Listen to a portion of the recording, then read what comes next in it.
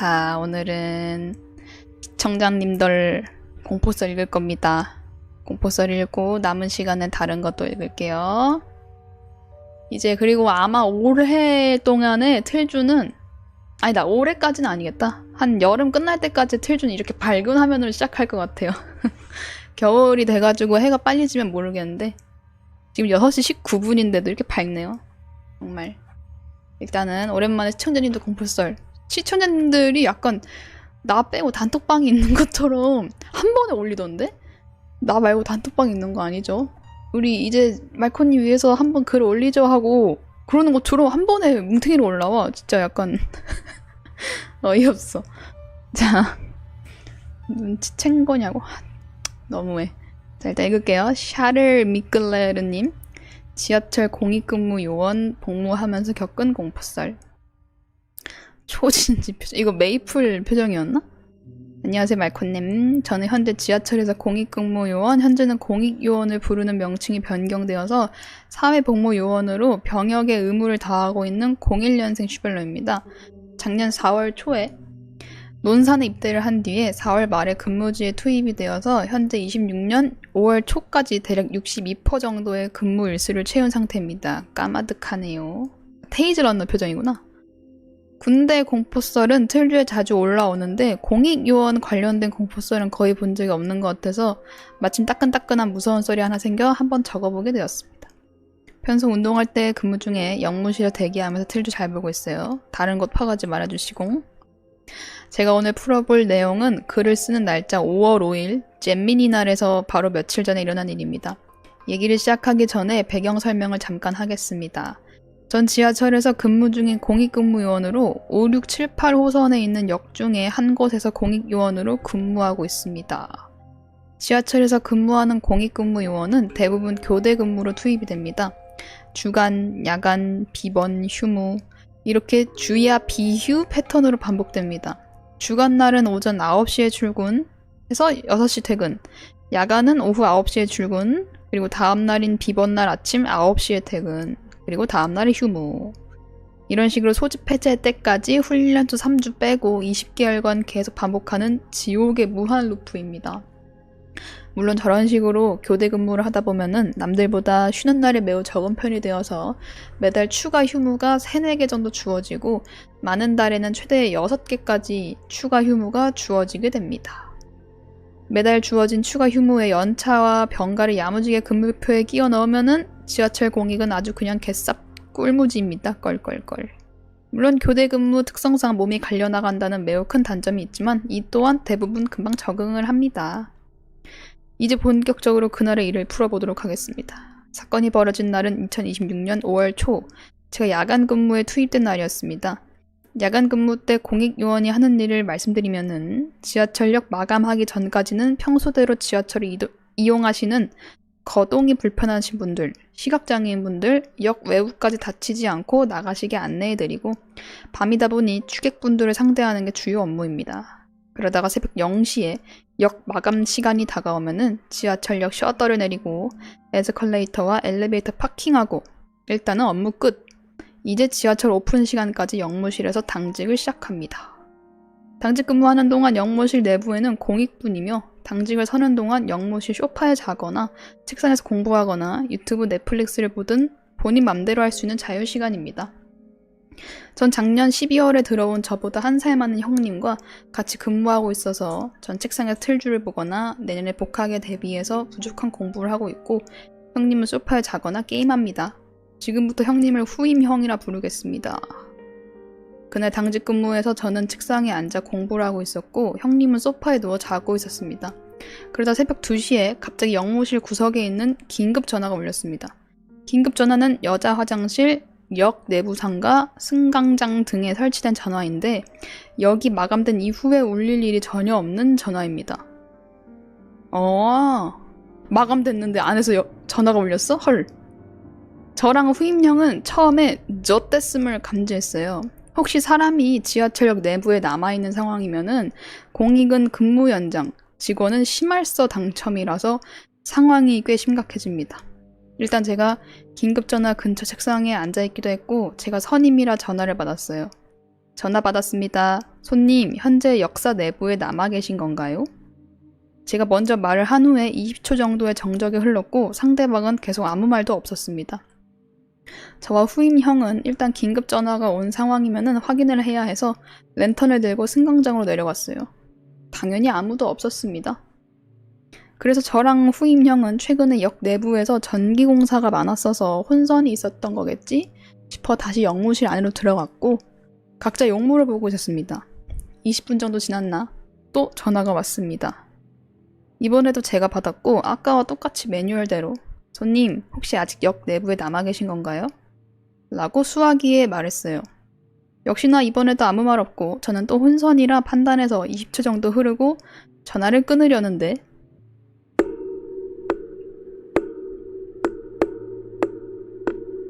불규칙적이고 기분 나쁜 탁탁 소리가 수화기 너머로 들리기 시작했습니다. 전 지금 이게 무슨 소리인가 싶기도 했고 분명 아까 후임 형과 승강장 내려가서 확인했을 때는 아무도 없었는데 지금 들리는 탁탁 소리는 사람이 손가락으로 수화기를 두드리는 소리였습니다. 저는 순간 너무 큰 공포감을 느껴 수화기를 내려놨고 후임 형한테는 방금 전 들린 탁탁 소리에 대해 얘기했어요. 후임은 다시 내려가 보자 했지만 저는 무서워서 싫다고 했습니다. 그러니 후임 형이 자기가 혼자 내려가 보겠다 하고 전 아이센터로 가서 CCTV를 확인하라 했습니다. 미치 이게 아이센터였어? 나는 인포라고 항상 그냥 속을 불렀는데 이게 아이센터구나. 명칭이 있군요. 나 그냥 인포 이렇게 부르는 줄 알았어. 지하철 이용하시면서 개찰구 옆에 역무원분들이 상주해 계시는 곳이 아이센터입니다. 주로 이곳에 역 내부 CCTV가 있습니다. 제가 역무실에서 아이센터까지 걸어서 가는데 걸리는 시간은 한 20초 정도 걸리고 승강장은 지하 3층에 있어서 걸어서 3분 정도 걸립니다. 제가 우선 아이센터로 바로 갔습니다.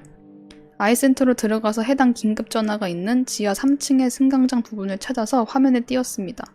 처음에는 어두워서 아무것도 안 보였습니다. 근데 눈이 익숙해지면서 승강장 끝 긴급전화 앞쪽 CCTV 화면을 자세히 보는데 그걸 보는 순간 진짜 몸이 얼어붙는 느낌이 들었고 저는 그대로 아이센터 밖으로 뛰쳐나왔습니다.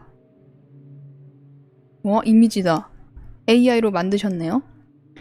형체는 흐릿했지만 분명히 사람처럼 보이는 검은 형체가 전화기 앞에 있었습니다. 여기 있네. 요거 보여요? 여기. 그림자처럼. 그걸 보는 순간 몸이 얼어붙는 느낌이 들었고 저는 그대로 밖으로 뛰쳐나왔습니다. 지금 제가 보고 있는 게 뭔가 싶기도 했고 살면서 단 한 번도 귀신을 본 적도 없고 이런 공포스러운 상황을 겪는 게 처음이었어요. 그때 후임 형한테 전화가 왔습니다. 나 지금 승강장인데 아무도 없어. 전 떨리는 목소리로 전화기 앞에 검은 형체가 있다고 말했습니다. 하지만 후임 형은 지금 내가 그 앞에 서 있는데 아무것도 없다고 라 말했어요. 그 말을 듣고 어느 정도 안심한 저는 다시 아이센터로 들어가서 CCTV를 확인했습니다. 화면에는 후임 형이 긴급전화 앞에 서서 CCTV를 향해 팔로 X자를 만들고 있어요. 근데 그 옆에 아까 봤던 검은 형체가 그대로 서 있었습니다. 그러네, 여기 바로 앞에 있네요. 형이 X자 하고 있고 저는 덜덜 떨면서 울먹거리는 목소리로 옆에 있다고 주변을 좀 봐 라 말했어요. 처음에는 장난치지 말라고 정색을 하던 후임 형도 저의 떨리는 목소리를 듣고는 아무 말 없이 조용히 역무실로 다시 올라왔습니다. 일단 형님은 저를 데리고 역 밖으로 나가서 같이 담배를 피웠어요. 공포에 떨며 담배 2-3개비를 연달아 피운 저는 20분 정도 흐른 뒤에 어느 정도 진정이 되었고 다시 아까 상황을 천천히 얘기했습니다. 물론 후임 형은 정말로 승강장에 아무도 없었다 했어요. 담배를 다 피고 나서 역무실로 돌아갔는데 다행히 다시 전화가 걸려온 일은 없었습니다. 시간은 4시 반, 역 오픈 시간이 되었는데 역에는 출구가 총 6개라 후임 형과 제가 반반씩 나눠서 오픈을 하는데 전화는 후임 형이 오늘은 일단 먼저 공익 휴게실로 들어가 자라 했고 혼자 오픈을 해주었어요. 용감하시다. 5시에서 9시까지 휴게실에서 수면을 취하고 9시에 퇴근을 해서 집에서 다시 수면을 취했습니다. 오후 2시쯤에 일어나서 먼저 지하철에서 공익 근무를 했던 뽕알 친구에게 카톡을 했어요. 전 친구한테 어제 일어난 일을 전부 설명했는데 카톡 내용이에요. 그거 내가 일했을 때에도 그랬어. 이상하게 화장실 긴급 전화가 오류가 많아. 그니까 이게 다른 전화는 다 괜찮은데 긴급 전화만 그래. 친구는 저와 다른 역에서 근무했는데 친구 역시 야간 근무 때 긴급 전화가 잘못 울리는 일이 많았다 하네요. 친구는 다행히 이상한 형체를 본 적은 없다 했지만 야간에 울리는 긴급 전화 정말 무서웠다네요. 제가 문해력이 약해서 그리 어땠을지 모르겠지만 이야기는 여기서 끝입니다. 다행히 저 일 이후로 가위에 눌린다거나 헛것을 보는 일은 없습니다. 컨디션 최고고 꿀잠 자고 있습니다. 마지막으로 지금 이 시간에도 각자의 자리에서 묵묵히 복무하고 계신 사회복무 요원분들 그리고 현역으로 군 복무 중이신 모든 분께 진심으로 응원과 존경을 전하고 싶습니다. 모두 무사히 건강히 복무 마치시길 바랍니다. 다음에는 제가 신검 4급을 받게 되었던 이유인 중고로 구매한 자전거가 교통사고로 4번이나 당하고 5번 도난당했던 귀신 들린 자전거 얘기를 풀어보겠습니다. 그리고 저는 슈말코 이뻐요 안 해줄 겁니다.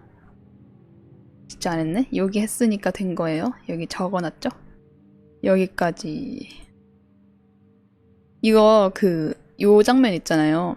X 표시하고 있는 이런 장면. 옛날에 이런 괴담이 있었어요. 클래식 괴담인데. 뭐냐면은 학교 옥상에 귀신이 나온대. 학교 옥상에 귀신 나온다 해가지고 친구들끼리 우리 한 3-4명이 가서 우리 학교 옥상에 귀신 있는지 한번 확인해볼까? 이래서 친구 4명 중에 3명은 나 무서워서 못 가겠어 이랬어. 그래서 그 중에 한 명 슈말코 같은 애가 한 명이 야 그럼 내가 위에 옥상 가서 볼 테니까 너네 3명은 밑에 내려가서 망 좀 봐줘. 나 잘 올라가는지 확인만 해줘봐. 이런 식으로 해서 한 명만 올라가고 나머지 3명 밑에서 올려다보고 있었어요. 그래서 한 명이 가서 딱 봤는데 옥상에 귀신이 없는 거야. 그래서 밑에 있는 친구들한테 이게 X자를 했어요. 없다고 여기. 근데 밑에 있는 친구 전원이 동그라미. 다 이렇게 급하게 동그라미 하고 있던 그런 공포썰이었습니다. 그거 개 무서웠는데 어릴 때. 들어봤죠? 이건 클래식한 괴담이라 한 번쯤은 들어봤을 거예요. 이 전원 동그라미 하고 있는 이 퍼포먼스가 무서워. 무섭죠? 이거는 굉장히 짧은 클래식 괴담이라 한번 친구들한테 해줘 보세요. 그냥 알겠다는 의미로 동그라미 한 게 아닐까요? 근데 거기선 이제 애들 표정이 사색이 돼서 동그라미를 했다. 뭐 이런 포인트예요. 그 위에 귀신이 있다. 자, 다음 것도 읽어볼게요. 뿅아리님, 일가족 살인사건이래. 실제 있었던 일이라는데? 헉. 며칠 전부터 우연히 알고리즘에 뜬 이후로 시간 날 때마다 보고 있는 시청자예요. 제목은 딱히 생각나지 않아 정직하게 썼습니다. 영상에서는 아마 현실 공포 쪽에 속하는 얘기 같아요. 약간 찝찝한, 그렇게 무서운 얘기는 아닙니다. 정확한 구나 위치는 말하지 않는 게 낫다 생각해서 남기지 않을게요. 추측도 하지 말아주세요. 글 잘 못 쓰는 점 양해 부탁드립니다. 퍼가는 것을 원치 않고 다른 곳으로. 몇 년 전 할머니 댁에서 할머니를 기다리고 있었습니다. 무튼 너무 안 오셔서 할머니한테 전화하니까 지금 작은 아빠 차 타고 거의 다 왔다 좀만 기다리라고 하셨어요. 작은 아빠 일하시는 곳이랑 할머니 댁이랑 가까워서 자주 점심 저녁 드시러 많이 오십니다. 그날도 그랬어요. 좀 지나 도착하셔서 인사하는데 작은 아빠 표정이 유독 어두워 보였습니다. 뭐지? 일이 많이 힘드셨나? 라는 생각이 보자마자 들었을 정도였어요. 원래 워낙 밝은 스타일이시라서 더 그렇게 느꼈던 것 같아요.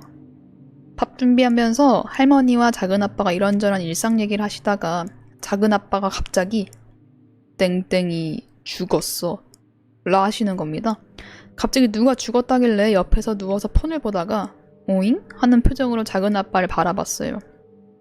할머니는 누군지 아는 눈치시은지 뭐? 땡땡이? 어쩌다가 어머 뭔 일이래? 라 하시면서 놀라셨어요. 살인사건. 걔가 다 죽였대. 작은 아빠가 말했습니다. 바로 자세를 고쳐 앉고 옆에서 조용히 들었어요. 들어보니까 원래 같이 일하던 동생이 있었답니다. 착하고 애가 성실하고 밝아서 되게 아끼던 동생이었는데 요 며칠 전부터 연락이 안 됐답니다. 전화도 안 받고 카톡도 안 보고 출근도 안 하고 이상해서 그분 친척들께 연락해서 확인 좀 해달라고 부탁하셨대요. 그리고 몇 시간 후에 살인사건이 났다. 전부 돌아가셨다고 문자가 왔더랍니다. 그분, 아내, 자녀 3명을 전부 흉기에 찔려서 죽었다고. 일하시는 곳에 참조인 조사로 작은아빠가 찾아오고 그랬다라고 말씀하셨습니다. 말은 덤덤하게 하시는데 표정은 굉장히 쓸쓸해 보였어요. 할머니께서는 애들은 어떡하냐, 애들은 뭔 죄냐 하시며 울분을 토하셨어요. 그러더니 작은아빠가 제 쪽을 보면서 땡땡이도 알걸? 이러시는 겁니다.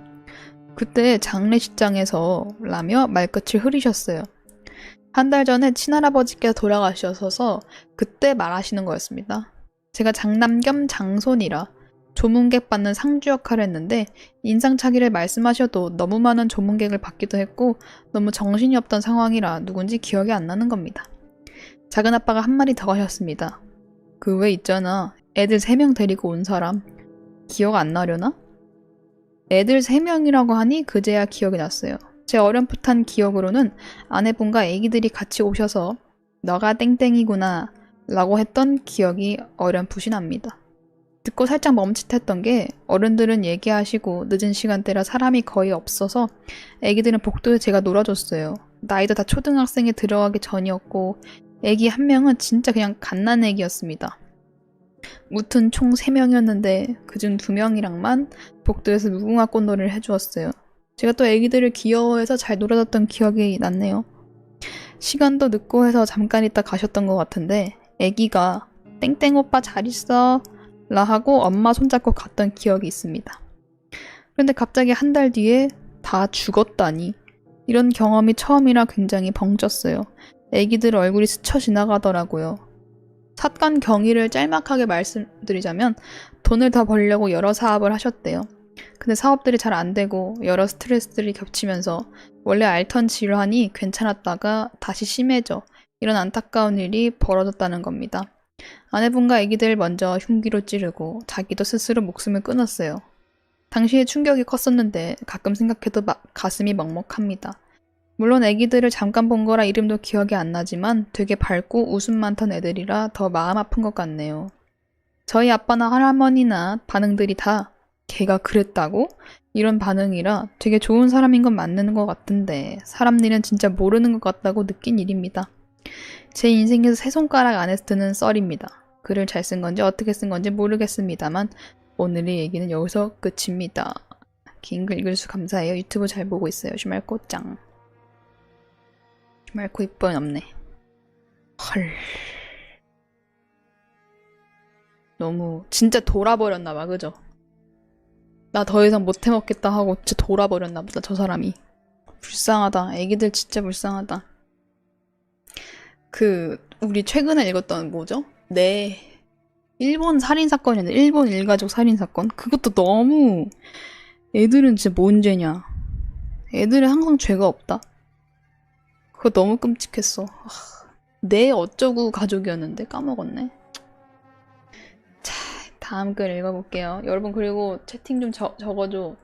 나 혼자 남겨진 것 같았다고 방금.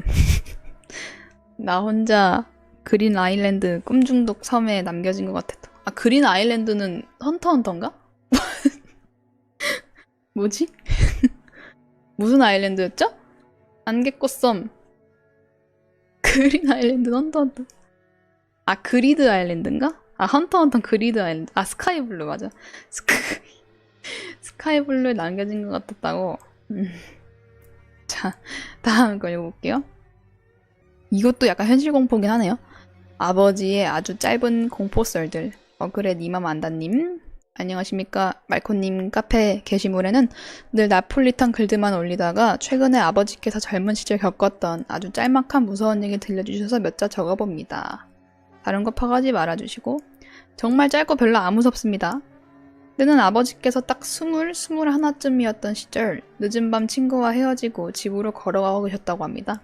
평소 걸음이 빠르신 아버지이시지만 그날따라 느리게 걸었다고 합니다. 이유도 딱히 없고 여유롭게 걷다 보니 아버지는 어느새 큰 사거리에 도착해 있었습니다. 그 사거리는 특이한 게 중간이 볼록하게 튀어나와 있다고 합니다. 그러니까 이쪽에서 저쪽이 서로 보이지 않는 곳이었죠. 오로지 신호에만 의지해서 가야 하는 곳이었어요. 아버지는 신호등이 파란불로 바뀐 걸 보고도 몇 초 정도는 가만히 있었다고 합니다. 원래 같으면 성격이 급하셨기에 자동차 신호가 바뀌는 걸 보고 건너실 정도였어요. 지금은 그러지 않으십니다. 그러면 단명합니다. 이거 진짜 하면 안 돼요. 자동차 신호 보고 가는 사람. 이거 안 돼. 나는 무조건 인간 신호가 바뀌면 가요. 신호가 바뀌자마자 아빠보다 몇 걸음 더 앞에 서 계셨던 한 여성분이 먼저 건너셨습니다. 그 여성분이 3발자국 정도 걸었을까? 뻥! 여성분이 과속하던 차에 치여 몇십 미터를 그대로 날아갔다 합니다. 정말 말 그대로 인형이 날아가듯 사람이 뻥 하고 날아갔다고 합니다. 그 차는 신호가 바뀔 걸 알고도 사람이 없겠거니 하고 과속으로 밟은 거죠. 또 아주 늦은 밤이었기에 당연히 사람이 없을 것이라 여겼던 것 같습니다. 아버지는 바로 눈앞에서 3발자국을 밟자마자 정말 뻥 하고 날아간 그 여성분을 보고 얼어붙었다 합니다. 사람이 이렇게 날아갈 수 있나? 아니 어디까지 날아간 거지? 119에 신고해야 하나? 정말 얼어버려서 몇 주 동안 굳어있는데 그 차에 타고 있던 남성들이 우르르 내리더랍니다. 남자 4명 정도가 타고 있었다 합니다. 그리고는 이 시간에 신고해서 구급차를 기다리는 것보다는 본인들이 차에 태워 응급실에 가는 게 빠르다며 여성분을 차에 태우고 사라졌다고 합니다. 실제로 멀지 않은 곳에 응급실이 있어서 아버지도 그래 어쩌면 병원에 직접 데려가는 게 나을 수 있겠다 싶었다 합니다. 물론 그 뒤로 어떻게 됐는지 알지 못합니다. 저는 그 얘기를 듣자마자 병원에 데려간 거 맞겠지?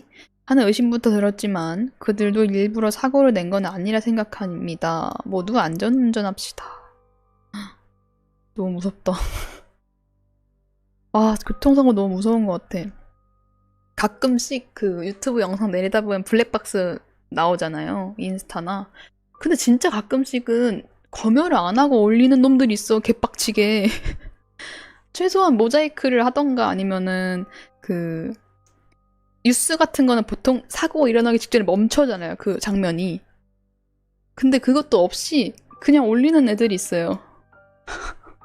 그래서 뭐야 하고 대충 보는데 옛날에는 봤어. 지금은 나 그런 거 잘 안 봐요. 블랙박스는. 한문철 TV 이런 것도 좀 보기 힘들더라. 근데 진짜 사람이 날아가는 게 그 약간 마네킹 인형처럼 날아가던데? 그게 너무 무섭더라. 자기 의지대로 하나도 안 되고 그냥 인형처럼 날아가 버리는 게. 한문철은 아이고 하고 직전에 끝이에요. 그것도 보기 힘든데 가끔 그 아이고 이상을 틀어주는 유튜브나 인스타가 있더라고요. 안 돼, 안 돼. 절검단에 나올 급이냐고? 완전 그거야. 절검단에도 사고 영상들이 많잖아요. 아, 그 막 킥보드 타고 가다가 치이는 영상이나 뭐 오토바이 영상이나 너무 무서워. 아, 너무 무서워. 저는 운전 안 하냐고요. 저는 장롱 면허라서 면허를 따고 한 번도 안 해봤어요. 면허 딴 지 한 4년 된 것 같은데 한 번도 안 해봤어요. 지금도 운전 생각은 없긴 한데 뭐 언젠가 하긴 하겠죠? 일단 지금은 없습니다. 자, 다음 거 읽어볼게요. 또 비슷한 경험이 있대요, 아버지가. 아주 어린 초등학생 시절 동생과 저에겐 작은 아빠입니다. 아버지 동생. 시골에 단둘이 내려가야 했던 적이 있다고 합니다. 그때 어린애들끼리 시외버스를 타고 왔다 갔다 거리는 일이 나름 흔했던 시절이라 동생과 버스터미널로 향했다고 합니다. 하지만 작은 아빠께서 늦장을 부리는 바람에 그 버스를 바로 눈앞에서 놓쳐버리고 말았습니다. 아버지는 동생을 구박하며 다음 버스를 기다리고 탔다고 합니다. 그렇게 버스를 타고 도로를 달리던 도중 창문 밖으로 사고 현장 같은 것이 보였다 합니다. 호기심이 강했던 어린 아버지는 머리를 쓱 빼서 그 현장을 바라봤는데 원래 아버지와 작은 아빠께서 타기로 되어 있던 버스가 창문이 다 깨지고 크게 사고가 난 채 한쪽으로 눕혀져 있었다 했습니다. 동생의 늦장이 오히려 아버지와 작은 아빠를 살린 셈이죠. 그 외에도 정말 짧은 플러스 별로 무섭지 않은 썰들이 몇 개 더 있습니다만 아버지가 워낙 겁이 없으신 성격이라 남들과 똑같은 상황을 겪어도 별로 안 무서워하십니다. 그래서 여기에 쓸만한 썰은 이게 끝인 것 같습니다. 근데 보너스 썰이 있네요. 아버지가 계시는 군대 괴담? 아버지가 군대에 계셨던 시절 가장 기억에 남았던 괴담이 있다 합니다. 그때 군대 내에서 수류탄을 던지는 훈련을 할 때면은 수류탄 제거 담당이 올 때까지 던져진 수류탄은 그대로 냅뒀다 합니다. 본인들이 할 수 있지만 어렵고 시간이 너무 오래 걸린다고 했던 것 같습니다. 저는 여자라 군대는 잘 모릅니다. 글쓴이님께서 여하튼 아버지가 계셨던 군대는 산 하나 넘으면은 바로 사람들이 사는 동네가 나오는 곳이었답니다. 군대 내에서는 자주 큰 소리가 나니 어린아이들이 신기한 마음에 산을 올라 넘으면 안 되는 구역까지 슬쩍 들어서 구경했다고도 합니다. 그런데 한 남자아이 하나가 수류탄 던지는 훈련이 끝난 직후 구경을 하러 온 겁니다. 해봤자 초등학생 정도밖에 안 되는 아이들이었으니 그냥 접근금지 구역까지 들어가 구경하다가 실수로 던져진 수류탄 하나를 밟았고 그게 그대로 터졌다고 합니다. 그렇게 아이 한 명이 즉사했고 그 뒤로 밤만 되면은 한 여자가 우는 소리가 부대를 떠나질 않는다 하는 괴담이었다고 합니다. 하지만 알고 보니 죽은 아이의 엄마가 밤만 되면은 아이를 그리워하며 그 근처를 돌아다녔던 거죠. 아버지는 그 얘기를 듣고 무섭다기보단 슬펐다 합니다. 저도 개인적으로 듣고 참 마음이 아팠던 것 같아요. 이제 진짜 끝. 맨날 쉬말고 방송 보니까 귀신이 저한테는 안 오네요. 나한테도 무서운 일이 생기면 좋으련만. 마지막은 너무 슬프다. 그지? 엄마는 낮밤으로 계속 아이 생각만 할 텐데 아마 밤이 아니어도 낮에도 여기 계속 있었을 수도 있어요. 어머니는 와서 계속 울고 계실 수도 있어. 너무 슬프다 이거는. 그러니까 전래동화 같네요. 아이 잃은 어머니의 울음소리 뭐 이런 이야기. 자, 다음 또 읽어볼게요. 다음은 그 그림이 있어요. 그림. 캘린더맨님, 무당 가문이었던 친구의 가위 이야기. 안녕하세요. 무서운 얘기를 듣는 걸 좋아해서 자기 전에 항상 ASMR로 틀어놓고 있는 슈별러입니다. 공포썰에 자주 신세지고 있기에 저도 이야기를 공유해보고자 카페 가입했는데요. 일주일 뒤에나 글 작성이 가능해서 일주일간 장면을 표현하기 위해 그림도 몇 컷 그렸습니다. 요 일주일 동안 준비하신 거 약간 작가 같네. 저희 카페가 가입 후 일주일이 되어야 댓글이랑 글을 작성할 수 있어요. 괴인들 방지예요. 광고글이 이 일주일 제한을 걸었는데도 광고글이 가끔 올라와요. 진짜 어이없어. 대단한 애들이야. 일주일 동안 기다린 게 웃겨. 걔네들도. 생각해보니까 다른 사연들보다 딱히 무섭지 않고 재밌는 얘기도 아닌데 이야기가 두서없이 길 것 같아 몇 장 그려야지로 시작했는데 다소 묘사가 혐오스럽거나 거부감이 있을 수 있으니 주의 부탁드립니다. 일단 시작해보겠습니다. 제 고등학교 친구에 관한 얘기입니다. 편의상 가명으로 지윤이라 부르겠습니다. 몇몇 에피소드가 있지만 오늘은 지윤이라는 이 친구가 어떤 친구인지 어떻게 친구가 되었는지 썰을 풀어볼까 합니다. 오, 잘 그리시는데? 그림치가 딱 있으시네. 막 고등학교에 입학한 17살에 만난 두 친구입니다. 저는 당시에 얼떨결에 반의 부반장을 맡고 있고 지윤이는 말없이 늘 학교에 잠만 자던 친구였습니다. 남자와 여자 단둘이서 얘기를 나누는 즉시 둘이 사귄다더라 하는 무서운 문화가 있었기에 지윤이와 저는 거의 대화조차 하지 않고 1년이 지났습니다. 작성자님은 남성분이셨나 보네요. 우연히도 2학년에도 같은 반이 되어서 자연스럽게 인사를 건네곤 했습니다. 하이, 이응이응. 우와, 진짜 웹툰 같아. 저는 1학년 때 부반장이었고 지윤이와 같은 반이었다는 점, 거의 유일하게 지윤이에게 인사를 한다는 점에서 담임 선생님께 부탁을 받았습니다. 지윤이가 학교 생활 적응을 힘들어하는 것 같으니 다른 친구들과 좀 어울릴 수 있게 부탁한다는 거였습니다. 그래봐야 제가 뭐 할 줄 아는 건 없기에 대충 알겠다 대답은 했으나 딱히 큰 노력은 하지 않았습니다. 그래도 선생님께서 부탁을 하셨으니 쓸데없이 말도 걸어보고 시덥잖은 농담도 건넸습니다. 착하시다, 사연자님. 이런 게 사실 하기 힘들거든요. 이 나이 때 애들은 친구들 눈치 보는 게 좀 커.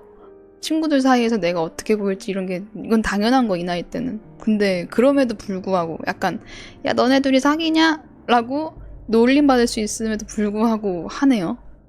대단하시네요, 이분. 조별과제처럼 팀플레이가 필요한 수업에서는 늘 같이 하자고 지윤이를 억지로 저희 팀에 데리고 왔어요. 우와. 좀 더. 지윤이도 어차피 같이 할 누군가는 필요했기에 제가 마음대로 팀을 꾸리는 것에 불만을 표했던 적은 한 번도 없습니다. 예상대로 지윤이를 좋아하냐는 놀림을 많이 받았습니다. 그래도 선생님의 바람대로 다른 친구들도 지윤이에게 먼저 인사를 건네고 지윤이도 다른 친구들이 인사를 받아주는 정도의 조금은 더 둥글둥글한 관계가 되었어요. 지은이는 항상 자신의 팔을 숨겼습니다. 이미 긴 옷으로 가린 상태인데 누군가 팔 쪽을 건드린다거나 옷 소매를 스치는 정도에도 급하게 팔을 피하곤 했습니다. 어깨는 늘 움츠러든 상태였습니다. 저는 보이기 싫은 화상 자국이 있는 것보다 라 생각했어요. 여름에도 긴팔 체육복과 긴팔 와이셔츠를 고집했는데 미리 허락을 받은 건지 선생님들 또한 복장 규정으로 꾸짖은 적이 없습니다. 다들 농담으로 극염룡이 잠들어 있을 것이다 라며 키득거렸어요. 지은이는 멋쩍게 웃어넘겼지만 불편한 기색이었고 대부분의 친구들도 무슨 이유가 있겠지 라며 깊게 파고들진 않았습니다. 같은 반의 어떤 여자아이는 그 이유가 몹시 궁금했었나 봅니다. 체육복으로 갈아입던 지은이를 몰래 훔쳐봤다 말했어요. 손목부터 팔꿈치 안쪽까지 가느다란 자상이 수없이 많이 그어져 있었다고 합니다. 조금은 가까워졌던 친구들도 다시 지은이와 좀 거리가 생겼습니다. 이게 좀 짠하다고 느껴졌어요. 얼마나 힘든 일이 있었길래 저렇게 자신을 상처냈을까? 정말 안 좋은 선택을 하려는 걸까? 측은한 마음으로 지은이에게 좀 더 관심을 가지게 되었고 후술할 사소한 일 하나로 지은이와 좀 더 가까워지게 됩니다. 그리고 지은이가 사는 세상이 저와는 많이 달랐다는 걸 알게 됩니다. 지은이는 악몽을 자주 꿨었다 말했습니다. 악몽은 늘 생생했고 같은 악몽을 다음날도 다다음날도 겪는 경우도 잦았다고 합니다. 그리고 중학생이 될 때쯤 그저 악몽이 아닌 가위에도 눌리게 되었다고 합니다. 편하게 푹 자본 적이 많지 않았고 학교에서 엎드려 부족한 잠을 채워왔던 것이었죠. 잠깐만, 이 아저씨들 누구예요? 여기 두 사람 누구야? 아저씨들이 침입했는데 학교에? 고등학교에 아저씨들이 들어왔대요? 누군데 이 사람들? 아이씨 뭔데? 한 번은 점심시간에 밥도 안 먹고 계속 잠만 자길래 흔들어 깨웠는데 지훈이는 울고 있었습니다. 대낮에 학교에서마저 가위에 눌렸던 거였습니다. 몇 년 후에야 그날 무슨 일이 있었는지 들었습니다. 지훈이는 창가 방향, 창문과 창문 사이 벽이 위치한 자리에 벽을 향해 고개를 돌리고 엎드려 자고 있었어요. 아, 이런 자리 있죠. 여기에 꼭 이 기둥에 항상 시계가 있죠. 이 그림처럼. 바로 앞은 벽이어야 하는데 자신의 얼굴 바로 앞에서 숨결이 느껴졌다고 합니다. 그리고는 기분 나쁜 웃음소리가 코앞에서 들려왔다고 합니다. 하는 늙은 남자의 목소리 같았다고 합니다. 수업하는 소리, 쉬는 시간에 시끄러운 소리도 생생하게 들렸지만 일어나는 것은커녕 눈조차 뜰 수 없었다고 합니다. 헉. 징그러. 애벌레처럼 누워있냐? 그림이 하나 있어요? 1교시부터 제가 깨운 점심시간까지 아무것도 하지 못한 채 몇 시간 동안 기분 나쁜 웃음소리만 듣고 있었다고 합니다. 당시에 저는 지윤이에게 어디 아파? 급식 퍼다 줄까? 보건실 갈래? 조퇴해야 되는 거 아니야? 담임쌤 불러줘? 하고 당사자에게 있어 도움이 1도 안 될 질문만 한 것 같은데 지윤이는 이게 고마웠다고 합니다. 질문들이 아닌 깨워준 것 자체가 고마웠다는 거겠죠. 이날의 일이 조금 전 말했던 사소한 일이었습니다. 이 이후로 지윤이는 저에게 먼저 말도 걸었고 자신에 대해 말해주기도 했습니다. 지윤이네는 무당 집안이라 했습니다. 지윤이의 이모가 동네에서 20-30분 거리에 점집 무당집을 한다 했었고 외할머니가 천안 쪽에서 꽤 유명한 무당이라고 했던 것 같네요. 그리고 지윤이는 귀신인지 헛것인지 환각인지 모를 이상한 걸 자주 봤다고 합니다. 예를 들면은 대낮에 길을 걷고 있고 오고 가는 사람들이 많았는데 큰 키의 여성이 우두커니 서서 자신을 노려보고 있었다고 합니다. 생긴 거 개 소름 돋게 생겼다. 여기 보여요? 이 사람 얼굴에만 명암 이렇게 있는 거 진짜 기분 나쁘다. 못 본 척 그 앞을 지나가는 순간 희죽거리는 웃는 소리가 들렸고 온몸에 소름이 돋고 머리카락이 곤두선 느낌을 받았지만 그대로 앞만 보고 간 적이 있다고 합니다. 소름 끼치지만 착각일 수도 있고 그냥 정신 나간 사람일 거라 생각하고 넘겼는데 며칠 후 같은 곳에 버스를 타고 지나가던 중 창밖을 보았다고 합니다. 정확히 똑같은 위치에서 정확하게 자신을 바라보고 있는 그 여자를. 그리고 자신을 바라보며 괴상하게 웃고 있었다고 합니다. 무서워. 그 외에도 어느 골목을 지났다면은 늘 같은 자리에 비가 오나 눈이 오나 쭈그리고 엎드려 있는 사람, 낮은 담벼락에 알몸으로 빨래처럼 널려있는 남자처럼 누가 봐도 수상한데 자신 말고 다른 사람들은 볼 수 없는 그런 헛것을 본다 했습니다. 자조적으로 자신이 진짜 미친 것이거나 예민해서 환각을 보는 것이다 라고 말하곤 했어요. 아 그러네. 진격의 거인 그 좀비래. 거인 같네요. 엄마 먹은 거인. 걔 중에 가장 충격적이었던 건 옆집 아저씨였다고 합니다. 어릴 때부터 다정하게 인사를 해주던 옆집 아저씨가 위에 말한 것처럼 자신에게만 보이던 환각이었다는 겁니다. 충격이겠다. 그 사실에 큰 충격을 받았고 자기한테 말을 걸거나 자신이 대화하고 있는 상대가 헛것인지 진짜 사람인지 아무것도 확신할 수 없었다고 합니다. 너무나 헷갈려서 섣불리 누군가에게 말을 거는 것도 누군가 자신에게 말을 거는 것도 너무나도 무서웠다 합니다. 차라리 아무에게도 말을 걸지 않고 누군가 말을 걸어도 무시하며 지내는 게 가장 편했다고 합니다. 그리고 이윽고 팔에 있는 상처에 대한 것도 말해주었어요. 악몽 속에서도 비현실적인 귀신이 나오고 잠에서 깨서도 헛것이 보이고 꿈인지 현실인지도 모르겠고 사실 자신도 헛것인 게 아닐까 하는 정신병에 걸린 느낌이었다고 합니다. 자신이 살아있는지 꿈인지 현실인지 파악할 수 있는 가장 빠른 방법이었다 합니다. 피가 흐르고 아프고 그 주변이 뜨거워지는 그 감각이 자신이 살아있는 사람이라는 걸 알게 해준다 합니다.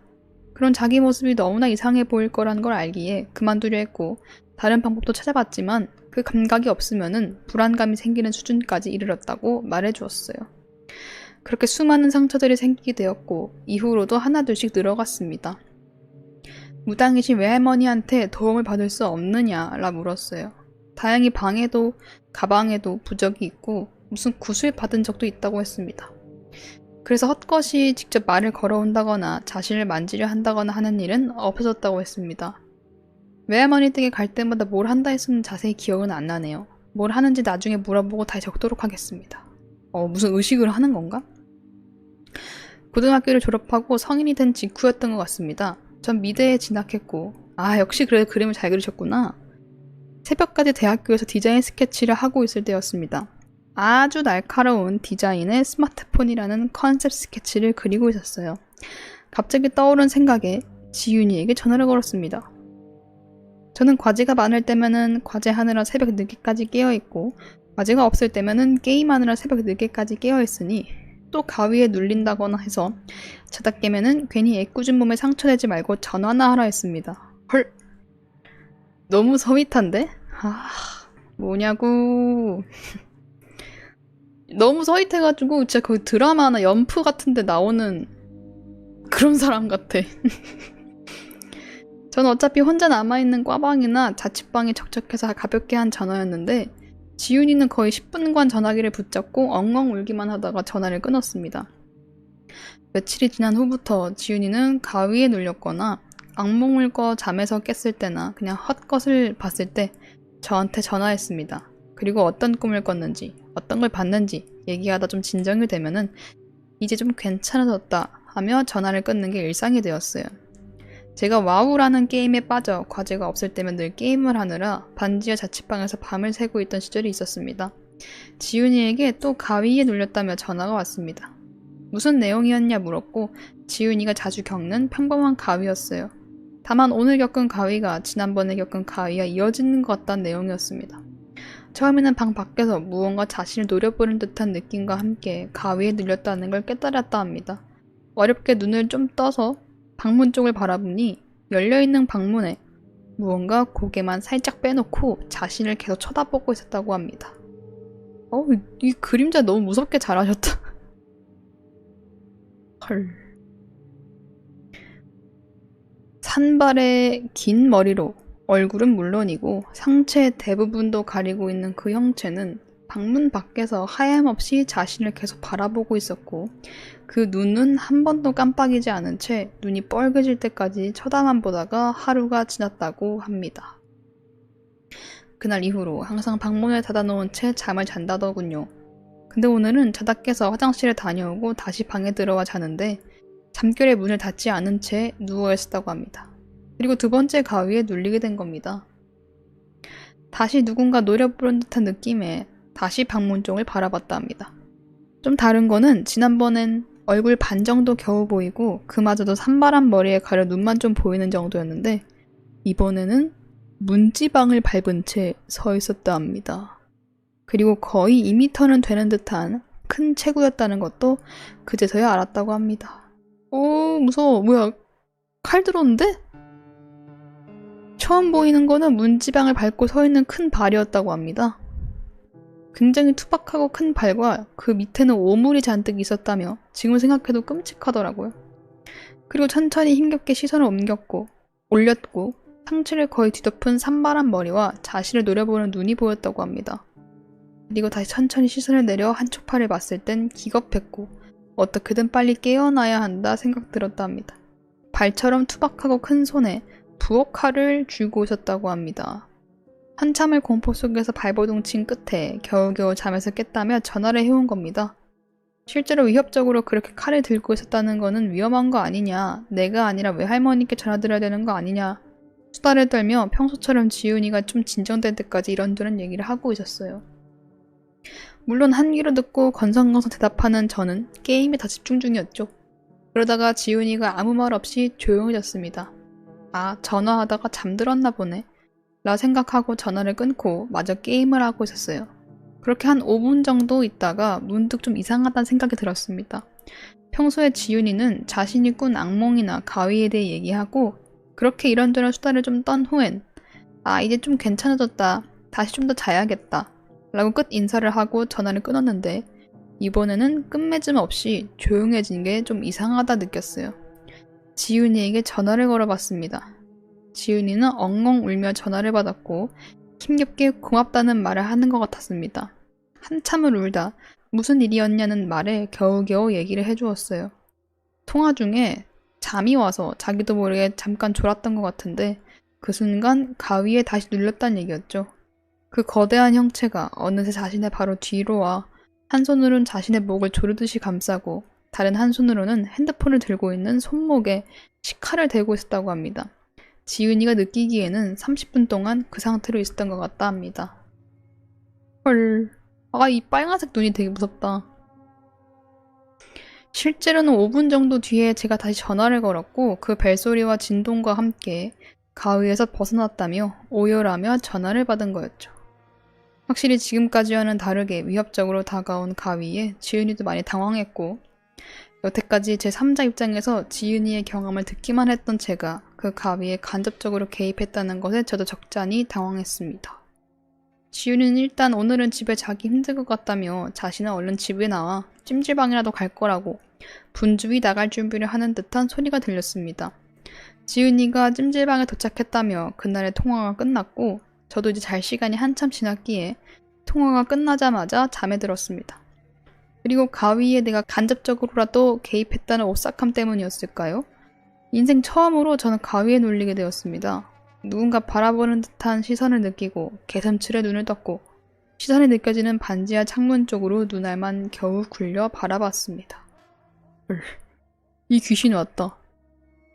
반지하 창문으로 보고 있어요, 귀신이. 창밖에는 산발된 충혈된 눈을 가진 무언가가 몸을 구긴 듯이 숙여 저를 쳐다보고 있었습니다. 직감적으로 이게 지윤이가 본 그놈이라 느꼈고 잔뜩 겁에 먹어 눈을 질끈 감았습니다. 몸은 손가락 하나 움직이지 않았지만 어느샌가 창밖에서의 시선은 느껴지지 않았습니다. 그리고 천장이 일렁거린 듯한 느낌을 받았습니다. 천장이 늪처럼 찐득하게 흘러내리더니 천천히 창밖에 거구의 얼굴이 나타났습니다. 오, 산발을 한 머리카락이 쏟아지듯이 내리쳤고 진흙 같던 천장이 후두둑 떨어지며 얼굴처럼 변하고 그 얼굴도 녹아내리듯이 저에게 떨어져 내렸어요. 너무 놀라 눈을 질끔 감았다 뜨자 다행스럽게도 익숙한 천장이었습니다. 가위가 풀린 건가 하며 안도했지만 몸은 아직도 움직이지 않았습니다. 그렇게 식은땀만 흘리며 누워있는데 방해하지마 라고 나지막히 제 옆에 속삭이는 소리를 듣게 됩니다. 눈알을 옆으로 돌렸어요, 주인공이. 힘겹게 눈을 아래로 향했을 때 저는 제 팔과 옆구리 사이에서 그 산발과 붉은 눈의 얼굴이 저를 바라보고 있는 걸 보고 그대로 기절했습니다. 아니 무슨 강아지들 팔 사이에 끼고 자는 것처럼 지가 얼굴 여기 대고 있네? 개 어이없다. 가위가 풀려서 잠이 든 건지 뭔지 모르겠습니다. 말 그대로 그 이후로 기절한 것처럼 기억이 없고 눈을 뜨니 다음날 점심쯤이었습니다. 식은땀과 함께 눈을 뜨자마자 지훈이에게 카톡을 했습니다. 가위에 눌렸는데 아마 너가 말해준 게 너무 생생해서 그런 것 같다. 너가 말한 거랑 똑같은 귀신이 나한테 와서 방해하지 말라며 노려봤었다라고 하고요. 지훈이 심각하게 받아들였고 부적을 몇 개 챙겨서는 한달음에 제 자취방에 찾아왔습니다. 자기가 오늘 여기 있을 거고 내일 해가 뜨기 전에 돌아오지 말라며 내일 해가 뜨기 전까진 돌아오지 말라며 저를 제 집에서 내쫓았습니다. 지훈이 표정이 너무 진지했고 저도 겁을 먹기 때문에 일단 알겠다 하며 그날 밤은 PC방에서 밤을 샜습니다. 뭐야, 지훈이 너무 귀여운데? 왜 지훈이 갑자기 모해화 시켰어요? 너무 귀여운데요? 조그맣고? 이럴 수가. 서로 지켜주네. 그러게 서로를 지켜주네요. 결혼해야겠네. 다음날 아침 집에 가보니 현관문 안쪽과 모든 창틀에 부적들이 붙어 있었습니다. 지은이도 아무래도 밤을 꼬박 샌 것 같았어요.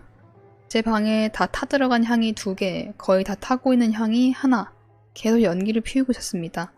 방에서 뭐 했는지 물어봤어야 했는데 겁먹은 아이처럼 이제 괜찮냐고만 물어봤습니다. 지은이는 이제 괜찮을 거라 했지만 부적은 계속 붙여놓는 게 좋을 것 같다 했어요. 그리고 반지하보다는 다른 방을 알아보는 게 어떻냐 라는 말을 하고 돌아갔습니다. 아쉽게도 형편이 좋지 못했고 대학 근처에 그만한 월세와 보증금으로 구할 수 있는 방은 그 방이 거의 유일했기에 방은 바꾸지 않았지만 그날 이후로 전 가위에 눌린 적이 없습니다. 부적이 훼손되기 전까지는요. 어쩌다 부적이 좀 뜯어지고 지훈이가 다시 한번 제 자취방에 왔던 날이 있는데 이 일에 대해서는 다음에 기회가 되면은 다 적어보겠습니다. 짧지 않은 이야기를 읽어주신 분들께 감사의 말씀을 드립니다. 여기까지네요. 아니, 그래서 둘이 안 사겨요?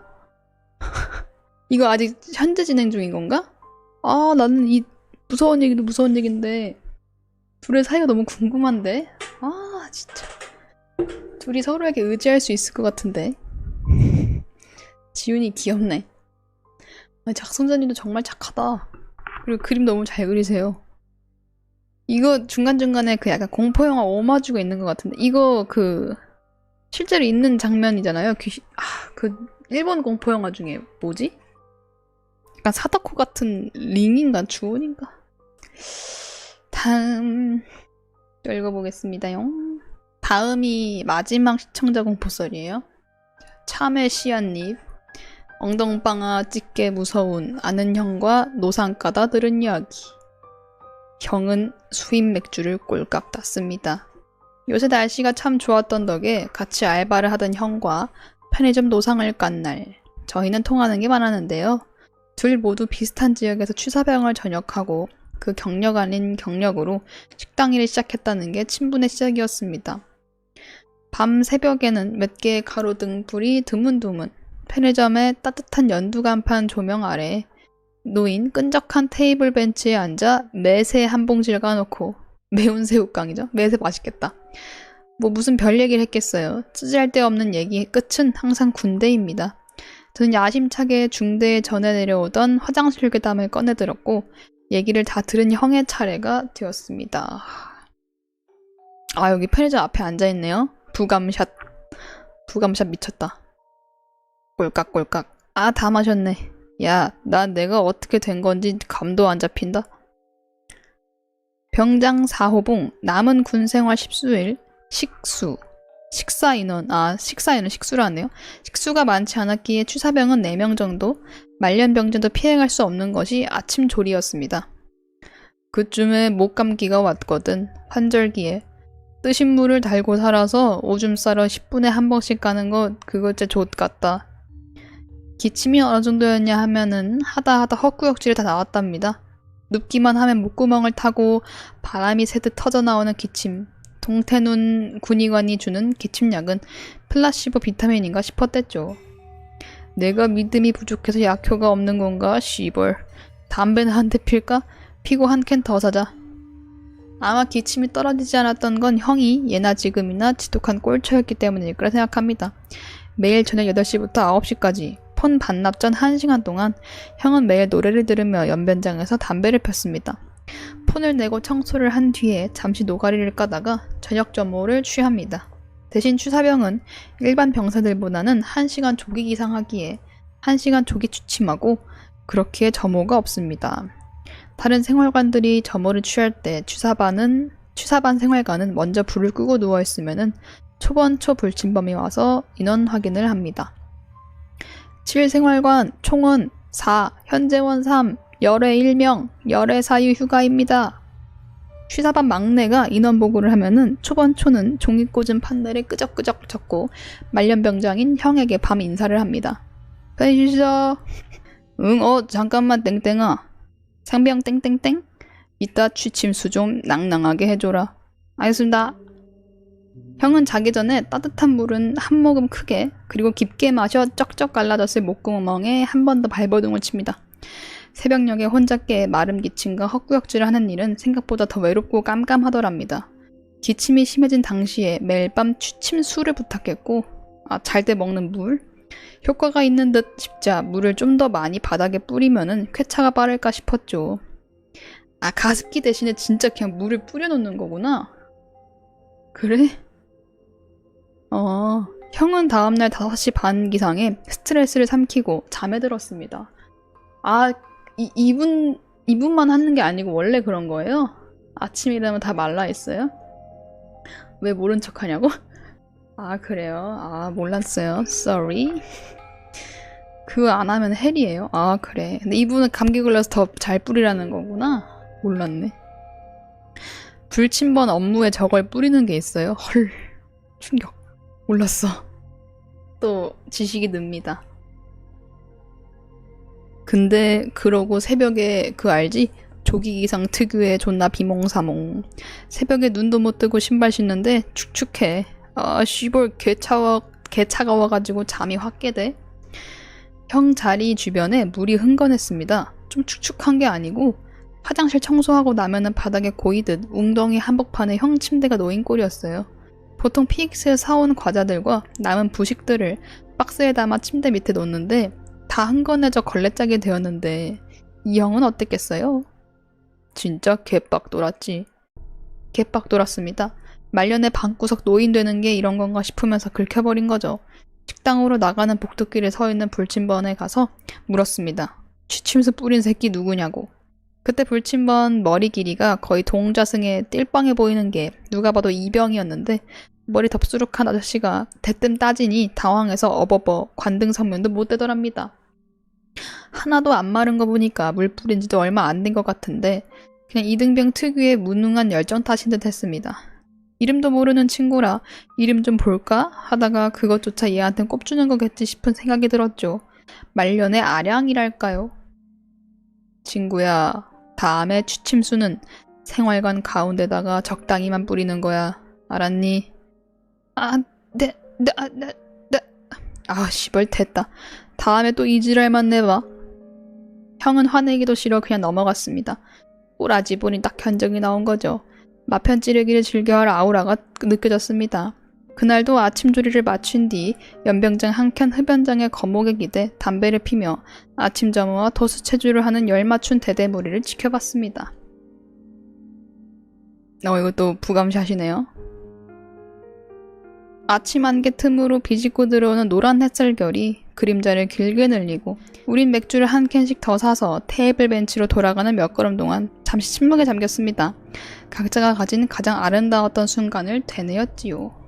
이게 지금 군대에 있던 시절의 기억이랑 지금 편의점 현재의 기억이 약간 오버랩되는 그런 연출이네요. 이거 팔 벌려 뛰기 하고 있는 그런 거 아니에요? 아침에? 도수체조하는 거? 그림자가? 형은 수입 맥주를 꼴깍 땄습니다. 꼴깍. 물병. 너도 알지? 그 초록 물병. 초록 뚜껑 물병. 물병이요? 그 있잖아. PX에 파는 투명한 물병. 형이 말하려는 물건이 무엇인지 대강 짐작이 갔습니다. 눈곱이 그려진 700ml 정도 들어가는 초록색 투명 플라스틱 물병인데 가격도 괜찮고 복도마다 정수기가 있으니 대부분의 병사들은 그 물병을 사용했습니다. 밤에 몰래 라면 먹을 때는 거기다가 물을 담아 쓰기도 하고 프로틴을 타먹기도 했죠. 점심 조리 끝나고 올라오는데 그 새벽에 그 동자승같이 생긴 새끼랑 닮은 애가 물통을 들고 일생에서 나와서, 일생은 생활관이라는 거겠죠? 일생에서 나와서 중앙계단으로 내려가더라고. 그리고 나는 뭐 별 생각 없이 생활관으로 들어갔지. 칠생에서는 나머지 두 후임 취사병이 형의 침대에 고인물들을 닦고 오셨습니다. 침대 밑에서 침수된 박스를 끌어내 비닐 포장된 과자들은 테이블에 쏟고 젖은 박스들은 찢어버리고 뭐 딱히 해줄 건 없으니 저녁 조리 전까지는 과자를 까먹으며 오후에 차가운 햇살이 감도는 생활관에서 잠시 여유를 만끽하고 오셨습니다.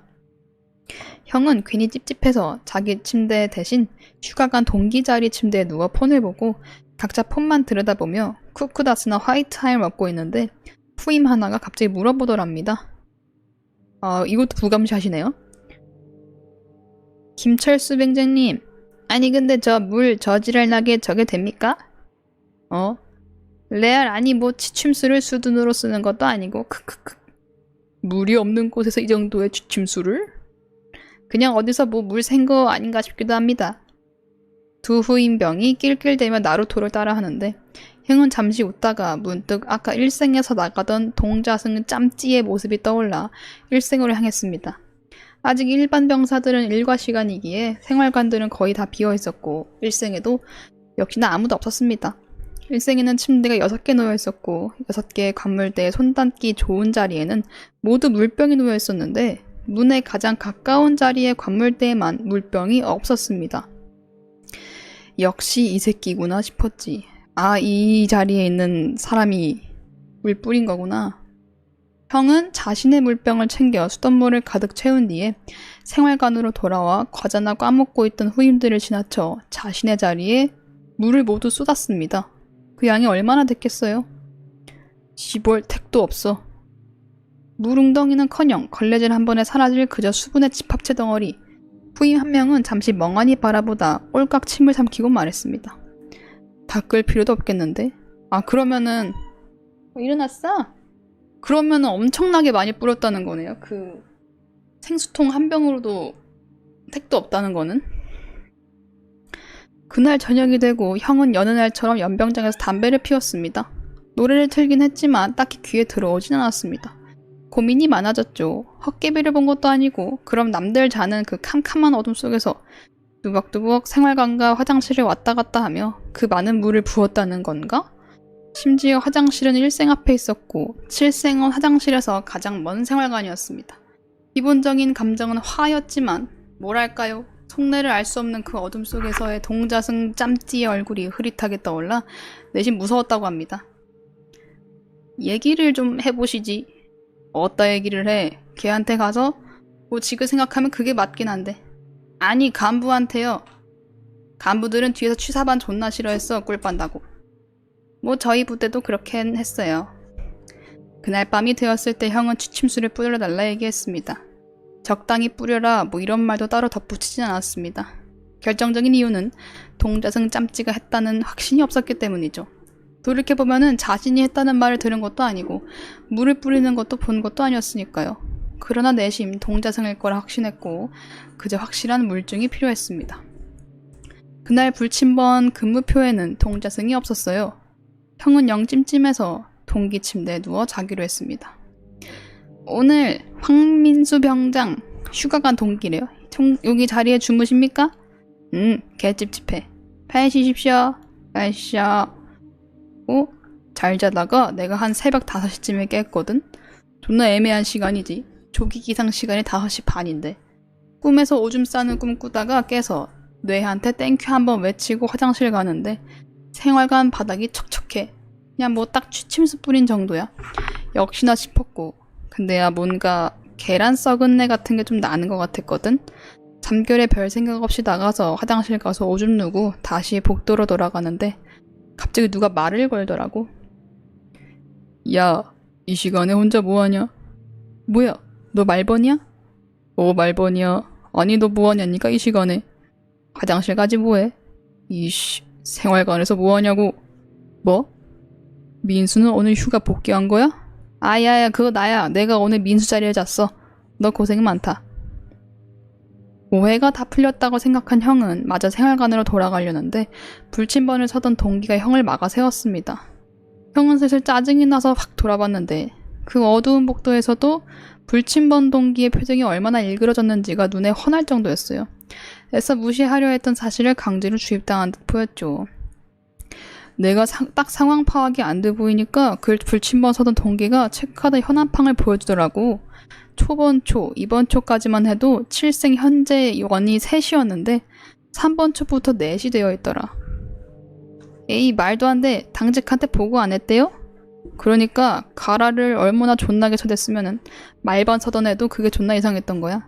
이미 자러 들어간 앞번초 애들을 다시 깨워야 하나 싶고 당직서관이나 부사관은 둘 다 삐딱하게 앉아 침 질질 흘리며 자고 있고 앞번초에 깨우기 전에 확인이나 한번 해보자 싶었지.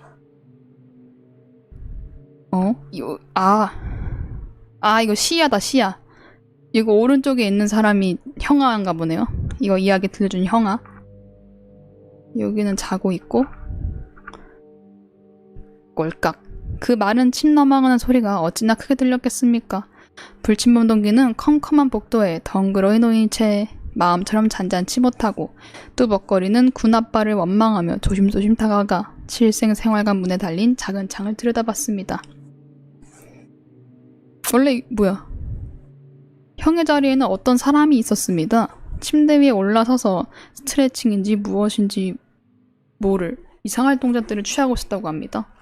불침번 동기는 굳은 채로 침대 위에 사람을 지켜보고 있다가 순간 그것과 눈이 마주치고는 모르는 척 복도에 서서 그냥 철수가 말년에 미쳐버린 거구나 하고 애써 합리화하고 있던 중에 형이 복도로 나온 거죠. 아, 이 사람은 아까 그 말번초 그 형한테 말 거는 사람이고 이거 보고 형한테 물어본 거구나. 너 뭐 하냐고? 아, 지랄마 진짜. 그럼 씹새야 너가 가서 보던가. 복도에서 둘이 조곤대며 투닥대는 사이에 행정반에서 알림 소리가 들리더니 잠긴 목소리에 당직 부사관이 나와 말했습니다. 철수, 벌써 깼냐? 가서 애들 좀 깨워라. 경위 시간을 확인해보자 어느새 30분이 지나 기상시간에 다 된 겁니다. 차라리 잘됐다 싶었던 둘은 걸어가서 생활관 문을 열려는데 문이 안 열려. 안에서 잠근 건지 앞만 당겨봐도 안 열리는데 갑자기 문 좀 열어보십시오. 진짜 왜 그럽니까? 문 열어봐 제발. 김천수 이 씨발로만 문 열라고. 꼴깍꼴깍. 아씨 다 흘렸네. 테이블 벤치를 주먹으로 쿵쿵쿵 두드리며 실감나게 묘사를 하던 형의 맥주가 쓰러지며 맥주가 꼴깍꼴깍 흘렀습니다. 펼쳐진 매세 비닐 위로 고인 노란 맥주를 치우려는데 형이 아랑곳하지 않은 듯 말을 고인 맥주를 빤히 바라보며 말을 이었습니다. 존나 당황해서 이러지도 저러지도 못하고 있는데 불침번 애가 발로 문을 존나 세게 쳐서 열더라고. 문 여니까 애들이 막 그냥 문에 밀려서 나자빠졌다가 정신 나간 애들처럼 우리 밀치고 뛰어나가더라. 둘 다 화장실 가는 길이었던 것 같은데 한 명은 가던 중에 지 발에 걸려 엎어져 막 토하고 지랄지랄 난리도 아니었다. 당직들 당래 벌떡 나오고. 왜 토하는 거지? 뭐지? 당직 부사관이 엎어져 토하는 후임의 상태를 확인하는 동안 형과 불침번은 생활관 안으로 두어 걸음 들어가다가 순간 뒷걸음질 칠 수밖에 없었습니다. 썩은 내, 시취라고 하던가요? 생전 맡아본 적 없는 냄새. 상황 파악을 하고 있는 도중에 털털대는 기계 소음과 바람이 느껴지는 것이 이상했던 불침번 동기는 불을 켰습니다. 씨발 뭐야 이게? 왜 이렇게 돼? 피인데요? 생활관 천장에 4개의 선풍기. 초봄에 왜 선풍기가 강풍으로 돌아가고 있는데 각 선풍기마다 고양이가 절반은 들어가 뭉개진 채 절반은 너덜거리며 매달려 있었어요.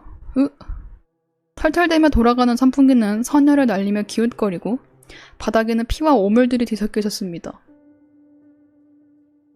부대 식당마다 보통 밥을 얻어먹는 고양이들이 사는데 아무래도 그 무리였던 것 같았습니다. 잠시 이야기가 멈추고 저희 둘은 담배를 피우기로 했습니다. 형의 표정이 영 좋지 않아 보였고 저는 풀리지 않는 의문들에 말없이 뻐끔대며 말을 아끼던 와중 형이 입 밖으로 내기 싫다는 듯 머뭇대다가 입을 뗐습니다. 근데 이게 확실하진 않은데 불 켜기 직전에 내가 빤히 생활관을 보고 있었거든? 창문이 열려있더라고. 방충망까지. 여기 잘 보면 열려있네. 이분이 디테일을 살리셨네요.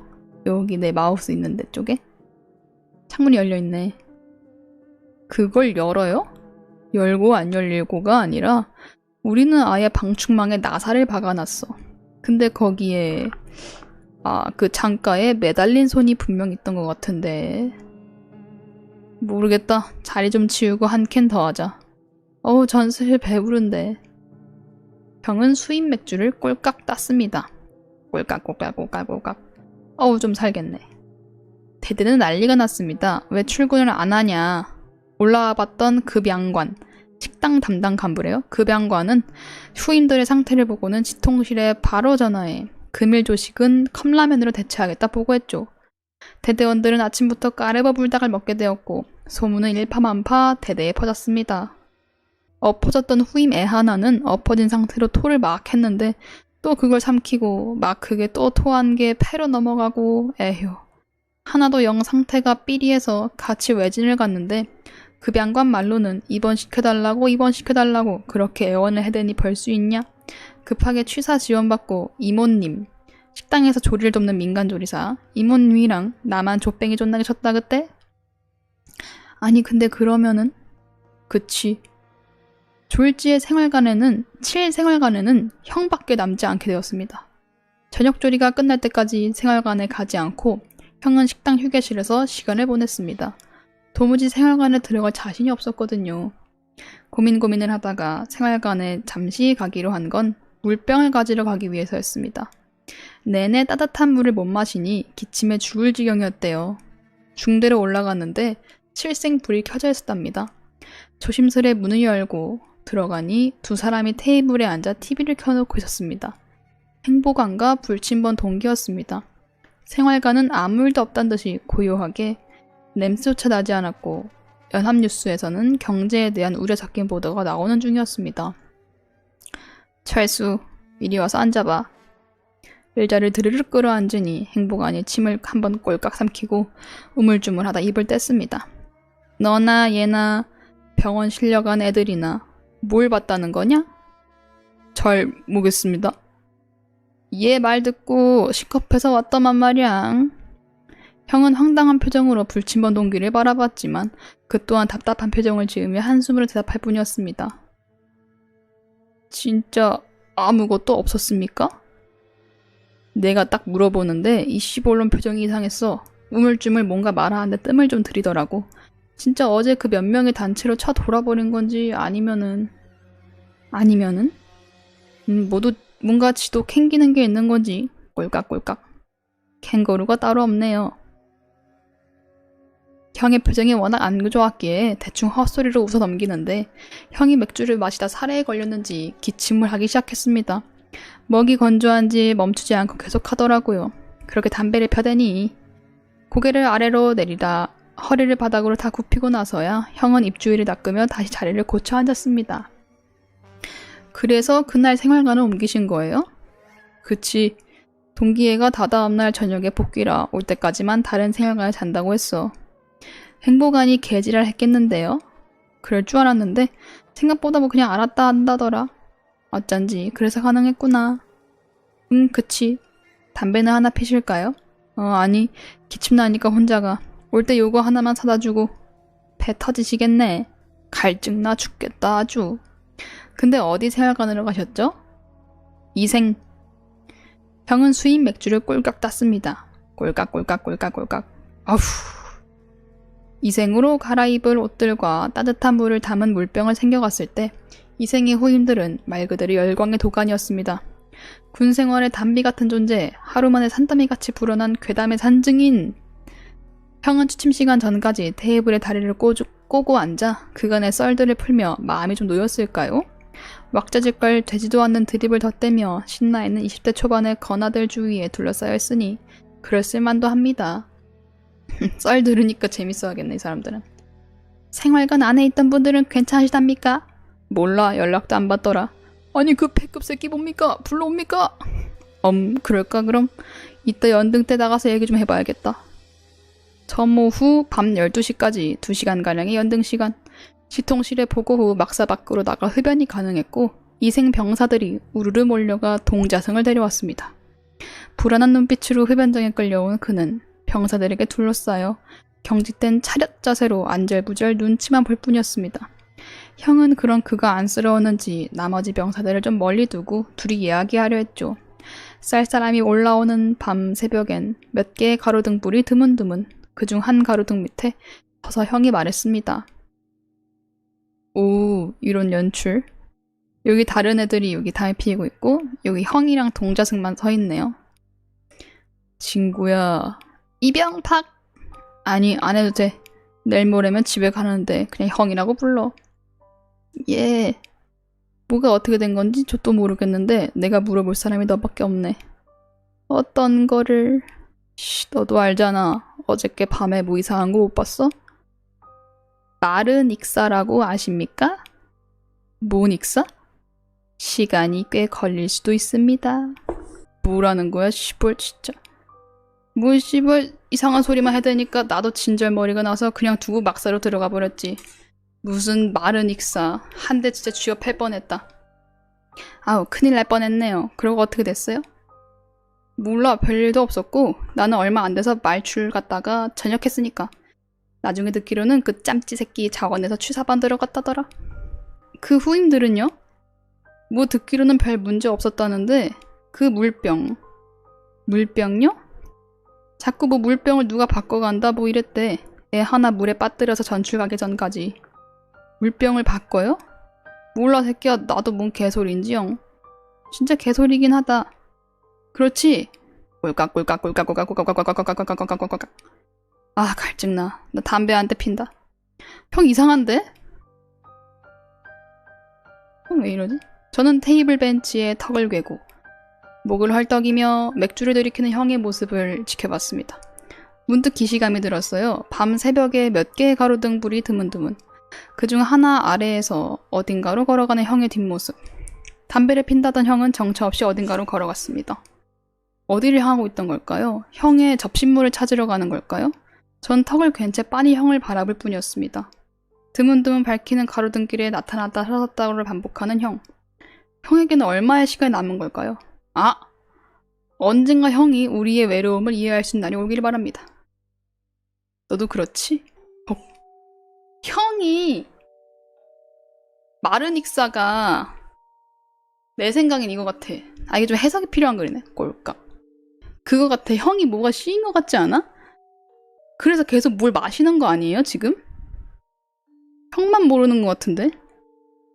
이번엔 드래그 안 하냐고? 없네. 재미있게 읽으셨나요? 제가 참 원래 이런 사람 아닌데 그림을 좀 열심히 그려서 도저히 못 참겠네요. 살짝 꺼드려거려봐도 괜찮겠죠? 그림 그리는 과정. 우와. 아니, 그 소실점까지 다 맞춰서 하셨네? 우와. 어쩐지 부검샷이 완벽하다 했어. 우와. 부더가. 오, 우와, 우와. 이거 재질까지 제대로 가져오셨네. 오. 아, 이렇게 하는구나. 좀 더. 재미있는데 어렵네요. 조금 어렵긴 하다. 댓글. 실화예요? 약간 귀엽다. 이 댓글 좀 귀엽네요. 실화예요? 실화죠, 그럼. 실화예요. 잘 그리시네. 뭐야, 작성자님 해석글 좀 올려줘요. 이거 어려워 죽겠네. 아, 근데 이해가 아예 안 되는 건 아닌데, 아, 뭔가 이해가 되는 것 같기도 하고. 나의 이해는 그 동자승 애가 뭔가 좀 아는 애야. 알거나 이 후임 형한테, 아니 후임 형이래. 이 형한테 무슨 앙심을 품고 뭔가를 한 것 같기도. 형이 계속 목말라 하는 거 보면은 감기 안 낫고 저녁 전에 죽는 거 아니냐고? 헉! 설마 귀신인가? 귀신인지 저주인지 마르닉사는 물 밖으로 나온 후에 폐에 물이 차서 호흡곤란으로 사망에 이르는 질환으로 물속에서 삼킨 물로 인해 물 밖에서 질식하는 현상이라고? 헉, 그래? 그런 게 있구나. 저 동자승이 물에 빠뜨린 게 형인 것 같다고? 그러니까 저 동자승이 아무튼 형한테 저주를 퍼부었거나 뭘 한 것 같긴 해. 뭐 그런 식도 되겠네요. 아무튼 형이 조만간 일이 일어날 것 같네요. 일단은 시청자님들 공포선 여기까지예요. 이제 다른 썰들을 좀 읽어봐야겠어요. 자, 다음은요. 약간 더러운 건데. 더러운 건데 저 제대로 안 읽어봤거든요? 근데 이 사건 사고 나무위키예요. 사건 사고 이 제목 자체가 좀 더러워. 자, 약속은 스페인 왕국님이라는 분이 추천해 주셨는데 에어프루트 변소 사고래요. 변소 사고. 사건의 주요한 생존자래 이 사람이. 하일리히 6세. 자, 에어프루트 변소 사고. 에어프루트 성 베드로 성당에서 일어난 일이구나. 이거는 1184년 7월 26일 에어프루트의 페테르스베르크 성내에 성 베드로 성당에서 일어난 붕괴 사고이다. 이 사고가 유명해진 이유는 단순한 붕괴 사고라기에는 경위가 너무 황당했고 피해자들이 신성 로마 제국의 고위 귀족들이었기 때문이다. 아, 그래서 살아남은 생존자도 어쩌고 6세구나. 생긴 것도 귀족처럼 생겼네요. 그림이. 발단 1182년 당시 신성 로마 제국의 작센 공작 겸 바이에른 공작 하일리히 사자공이 국외로 추방되는 사건이 벌어졌다. 하일리히 사자공은 신성 로마 제국 황제 프리드리히 1세 바르바로사의 정치적 라이벌이었다. 사자공은 무려 2개의 공작좌기를 경집하면서 바르바로사 황제보다도 훨씬 넓은 직할 영지를 보유하고 있었고 동방식민 운동에서 슬라브족을 연파하며 넓은 동방국토를 획득하며 당대 독일인에게 큰 국민적 인기를 얻고 있었다. 발음이 정말 어렵다. 반면 바르바로사 황제는 직할 영지가 사자공보다 훨씬 작은 데다가 독일 국내 정치는 내팽개치고 로마 황제의 후계자를 꿈꾸며 수십 년간 영겁 후 이탈리아 반도에 원정을 떠났지만 1176년 레냐노 전투에서 참패를 당하며 개망신을 당하고 전 유럽의 웃음거리로 전락한 상황이었다. 레냐노 전투 참패로 사망설까지 나돌았다가 구사일생으로 살아 돌아올 바르바로사 황제는 체면이 말이 아니었고 당장 다른 귀족들이 약해진 황권에 도전할 가능성도 커졌다. 실제로 바르바로사 황제보다 훨씬 넓은 직할 영지를 보유하고 있었던 사자공이 자의이던 다른 귀족들의 추천로건 황건에 도전할 가능성이 그 어느 때보다 높았다. 어려워. 이에 바르바로사 황제는 치밀한 정치 공작으로 유력 귀족들을 우호 세력으로 포섭한 후 긴급히 궐석 재판을 열어 하일리히 사자공이 레냐노 전투 때 지원을 거절했던 이유로 사자공에 대한 제국 추방령을 선포한 후 그를 공격했다. 아울로 신분이 된 하일리히 사자공은 동맹들의 도움을 받지 못하고 황제에게 폐해 장인의 영지인 잉글랜드 왕국으로 피신했다. 황제보다 훨씬 방대한 영지를 가지고 있던 사자공이 추방된 후 바르바로사 황제는 그의 영지는 모조리 몰수 처리해 자신을 지지한 귀족들에게 뿌려졌다. 아무튼 둘이 뭐 맞짱 깠다는 거겠죠. 그래서 계속 분쟁이 있었다고. 그러다가 분쟁이 2년 넘게 지속됐대요. 그러다가 당시 로마 왕이었던 프리드리히 1세 아들 하일리히가 미래의 하일리히 6세, 이 생존자가 이 소식을 듣게 됐다. 하일리히는 군대를 이끌고 폴란드 왕국을 치러 가는 길이었는데 마침 행선지에 두 귀족이 분쟁을 벌이던 지역인 에어프루트가 있어서 에어프루트에 멈춰 제국회의를 개최했다. 이 문제는 제국 전역의 귀족들에게 흥미롭게 받아들여졌는데 단순한 두 사람의 영지 분쟁뿐 아니라 장차 세속 귀족과 종교 권력이 영지를 놓고 싸울 때 판례가 될 사건이었기 때문이다. 그래서 분쟁의 당사자인 두 귀족은 물론 귀족들이 의회 참석을 위해 에어프루트에 모였다. 그래서 귀족들만 모였구나. 자, 이제 시작인 것 같아요. 전개. 7월 26일 에어프루트 페테르스부르크 성에서 의회가 개최되었다. 정확한 개최 장소는 페테르스부르크 성 안에 있는 성 베드로 성당의 2층 교구장실. 로마 왕 하일리히와 분쟁의 당사자인 두 귀족, 그리고 수십 명의 귀족들, 그들을 따르는 수행원들이 북적북적 모였다. 참석해야 할 인원들이 모두 모이고 로마 왕이 회의를 개최하는 동안 예기치 못한 일이 벌어졌다. 이 교구장실 바닥은 목재 바닥이 낡은 데다가 대규모 인원을 수용할 수 있을 정도로 튼튼하게 설계되지 않은 탓에 방 바닥이 통째로 무너졌대요. 헉! 수많은 사람들이 그대로 추락했고 심지어 재판 당사자인 튀링겐 백작 루트비히 3세까지 떨어졌다. 워낙 많은 사람들이 동시에 떨어졌기에 1층 바닥도 추락의 충격을 버티지 못하고 부서지면서 이게 탕 하면서 두 번이나 무너졌나 봐. 헐. 사람들은 지하에 있는 화장실 배수로까지 빠졌어. 와, 이게 돼? 순식간에 성 베드로 성당은 아비규환이 되었다. 방 안에 있던 사람 중 추락하지 않은 사람들은 돌로 된 창문가에 앉아 얘기를 나누던 로마왕 하인리히와 마인츠 대주교 콜라드, 그리고 그들의 수행원 몇 명뿐. 이들은 방 바깥 복도에서 무너진 바닥을 가로질러 사다리를 놓아 구출했다. 당시 성의 화장실 배수로는 말이 배수로지 움푹 파인 부분이 깊어 실질적으로 똥통이나 다름없다. 배수로에 빠진 이들은 대소변에서 허우적대다가 똥물에 빠져 죽거나 썩은 대변이 뿜는 유독가스에 중독되어 죽어갔고 일부는 무너진 바닥 자재에 맞아 죽기도 했다. 살아남은 자들은 많지 않았으며 겨우 구조되었다. 와, 진짜 똥똑이네요, 정말. 어우, 너무 싫다. 피해자 6명이네요. 위 6명은 성 베드로 성당 연대기에서 확실하게 이 사고로 사망했음을 전하고 있는 귀족들이고 그 외에 50여 명 이상이 사망했다. 뭐야, 더 많이 죽었구나. 참여자의 대부분이 백작들이었기 때문에 백작 피해자가 많았으며 수행원들도 많이 희생되었다. 적은 수지만 구출된 사람도 있는데 대표적으로 튀링겐 방백 루트비히 3세가 화장실 배수로에서 구출되었다. 이후에 이 경악스러운 사건으로 당연히 제국의회는 취소되었다. 눈앞에서 건물이 무너지고 귀족들이 똥통에 빠져 끔찍하게 죽어나가는 모습을 직관한 로마 왕 하인리히는 충격을 받고 혼이 다 빠져라 달려 긴급히 에어프루트를 떠났다.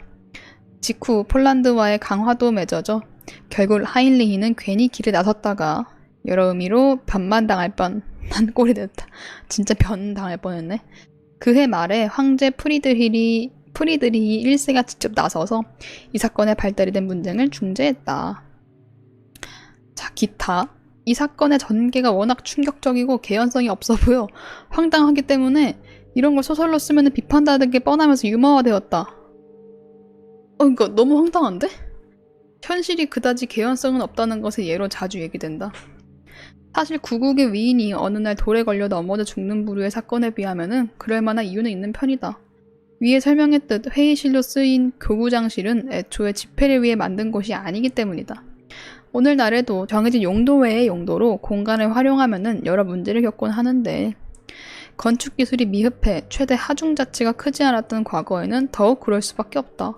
다만 한 국가의 중대사를 논한다는 이야기의 맥락에서 보자면은 갑작스러운 건물 사고로 논의가 중단되었다는 것이 황당하게 느껴지는 것이다.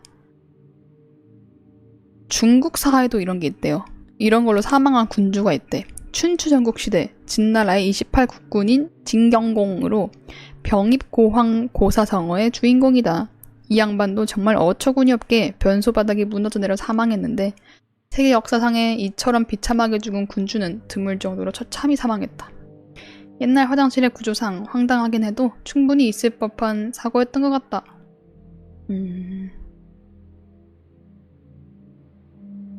뭐야, 이거 들어. 창작물, 하도 어처구니 없이 터진 참사인데다가 인간의 존엄성을 똥통 밑바닥까지 떨구는 더러운 사인까지 설상가상으로 겹치다 보니 공식 창작물에서는 실제 역사를 바탕으로 한 사극은 물론이고 서양 배경의 판타지 작품에서조차 이 사고 및 거기에서 따온 전개나 사건을 다룬 적이 없다. 그나마 아마추어 웹툰인 전기톱장어의 기사 시리즈에서 이 사고를 모티브로 한 사건이 나온 적이 있는 등 2020년대부터는 서서히 다루고 있대요. 뭐야 이게? 봐도 돼?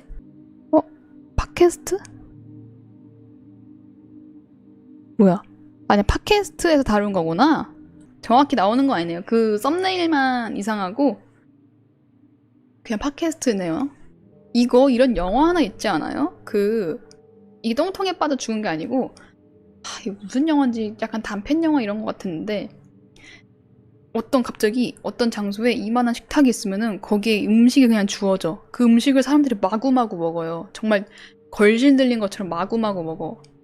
그러다가 갑자기 이 층의 땅이 꺼져. 우와 하면서 그 식탁이랑 같이 내려가. 그리고 다음 층에서 또 계속 우구아구아구아구 먹어. 그거 뭐지?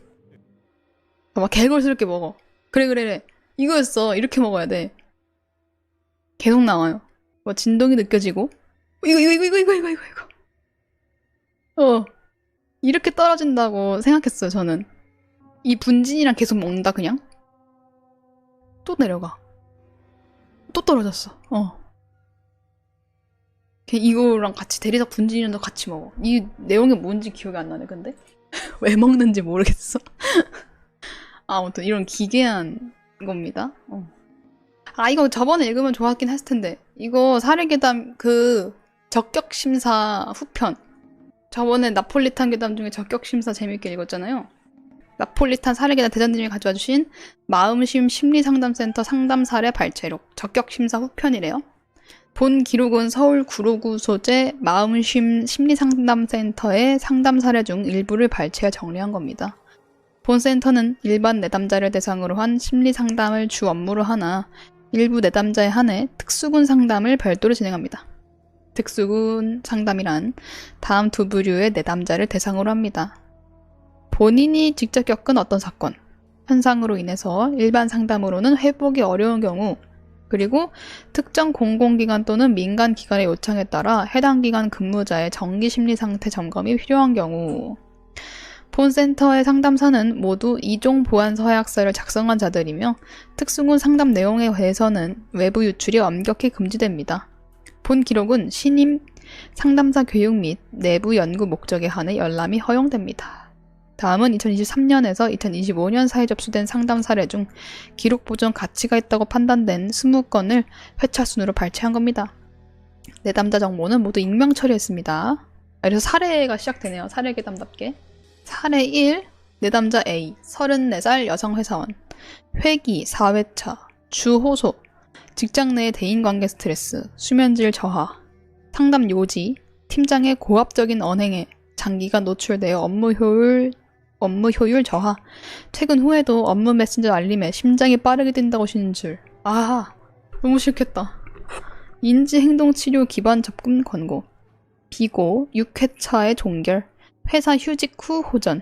역시 근본이 되는 걸 없애니까 호전되네요.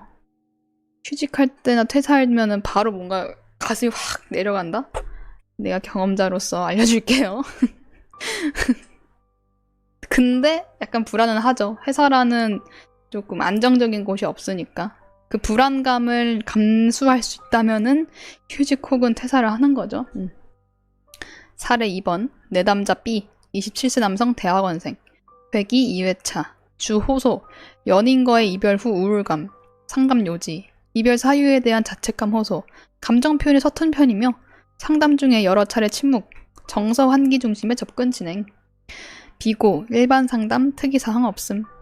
사례 3. 내담자 C, 52세 여성 자영업. 회기 3회차. 주호소. 이유 없는 불안감. 가슴 답답함. 상담 요지. 갱년기 증상과 가족 부양 스트레스가 복합적으로 작용한 것으로 판단됨. 내과 병행 진료 권고. 비고 일반 상담. 사례 4. 내담자 D, 41세 남성 건설업 종사. 회기 1회차. 주호소. 반복되는 악몽. 같은 꿈을 3개월째 꾸고 있음. 상담 요지. 꿈의 내용은 한 번도 가본 적이 없는 복도를 끝없이 걷는 것. 복도 양쪽에 이름이 붙은 문이 있으며 자신의 이름이 적힌 문을 찾지 못한 채 잠에서 깬다고 진술. PTSD 관련 검사 병행 예정. 비고. 2회차 예약 후 내담자 불참. 이후 연락 두절? 뭐지? 문을 찾은 거 아니에요? 자기 이름 붙은 거? 자, 사례 5. 내담자 2. 29살 여성 프리랜서 디자이너? 나랑 비슷한데 약간. 회기 5회차. 주호소. 자취방에서의 원인 불명의 불쾌감. 상담 요지. 이사 온 이후 잠들기 전 벽 너머에서 누군가 숨을 고르는 소리가 들린다 호소. 관리사무소에 문의한 결과 해당 벽면은 공용복도와 접한 외벽이며 옆집은 없다. 내담자는 환청 가능성을 스스로 언급하였으나 상담사는 정신의학과 협진 대신 주거 환경 개선을 우선 권고함. 비고, 내담자 이사 후의 증상 소실, 종결. 이것도 그냥 물리적 원인 없앴네요. 이사 가서. 사례 6. 내담자 F. 상담 38살 여성. 아파트 관리사무소 직원. 회기 1회차. 기관 의뢰. 기관 의뢰 뭐지? 주호소. 업무 스트레스로 인한 정서적 소진. 상담 요지. 야간 당직 근무 중에 반복적으로 동일한 입주민으로부터 14층에서 아이가 우는 소리가 난다는 민원을 접수받음. 해당 동은 13층까지만 존재함. 내담자는 이런 민원은 원래 우리 선에서 해결하는 것이 원칙이다 라 진술하였으며 상담에 의뢰한 것은 본인이 이 일에 너무 익숙해져서 무감각해진 것 같다는 자각 때문이었음. 비고, 특수군 분류, 기관 의뢰 점검, 무감각 자체는 본 업무 수행에 오히려 긍정적인 지표로 판단됨. 사례 7번 내담자 G, 45세 남성 택시기사, 회기 2회차. 주호소, 특정 손님에 대한 공포. 상담 요지.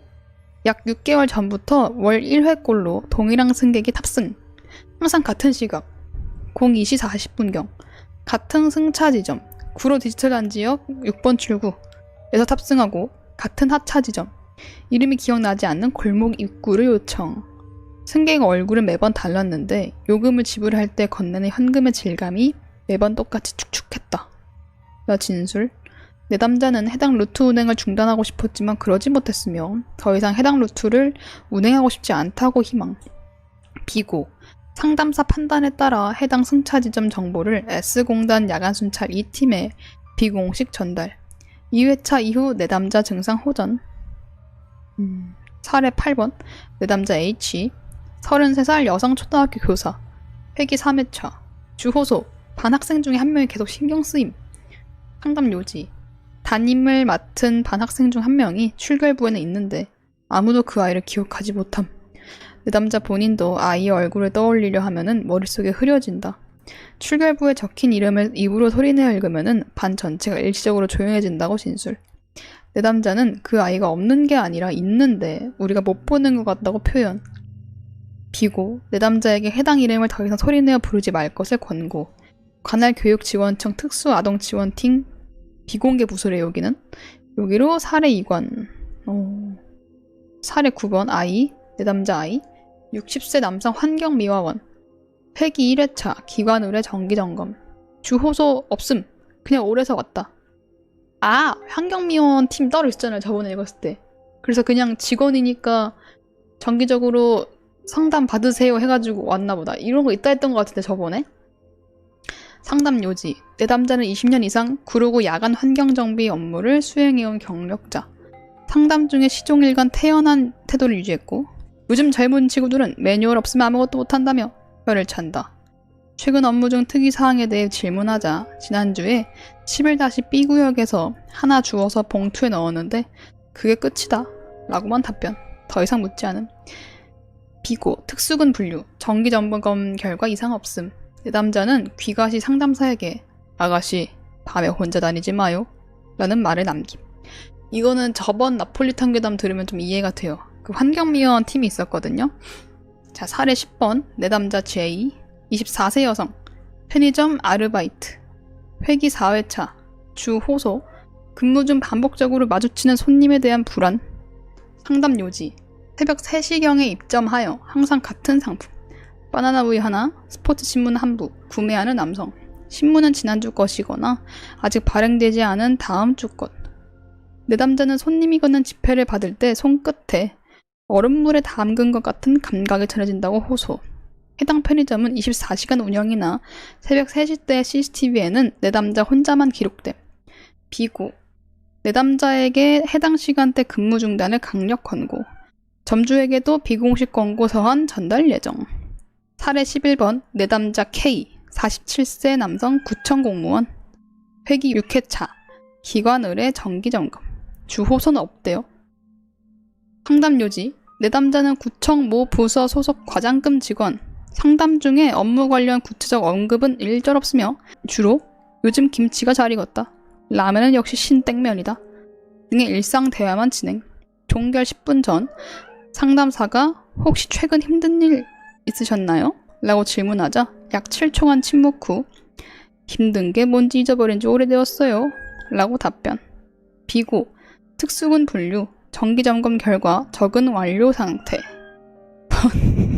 본 내담자의 경우 정서적 반응이 환자에 둔화되어 있으나 이는 해당 업무 수행자에게 요구되는 안정성 범위 내에 있는 것으로 판단됨.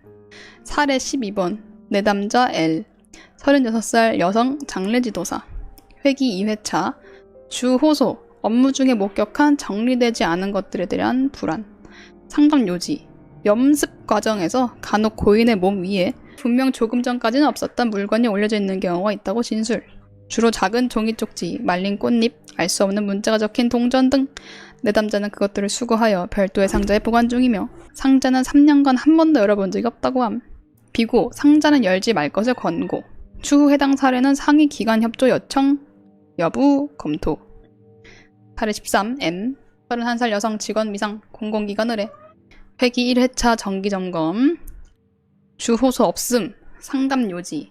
의뢰기관은 서울시 시설관리공단. 내담자는 해당 기관의 야간 특수 업무 담당자로 추정됨.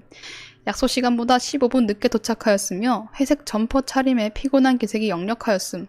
상담 초반에 이런 거 안 받아도 멀쩡한데요? 라며 불편한 기색을 보였으나 상담사가 그래서 의무화된 거예요? 라고 응대하자 수긍. 업무 관련 구체적 언급은 없었음. 다만 상담 말미에 저희 과장님은 저보다 훨씬 오래 이 일을 하셨는데 왜 저만 정기점검 받아요? 라고 질문. 상담사는 과장님은 이미 마치셨어요. 라고 답변. 비고 특수군 분류 점검 결과 이상 없음. 단 정서적 소진 초기 단계 관찰됨. 3개월 후에 재점검 권고. 내담자 N 55세 남성 퇴직 공무원. 회기 3회차 주 호소 퇴직 후에 발생한 환각 증상. 상담 요지.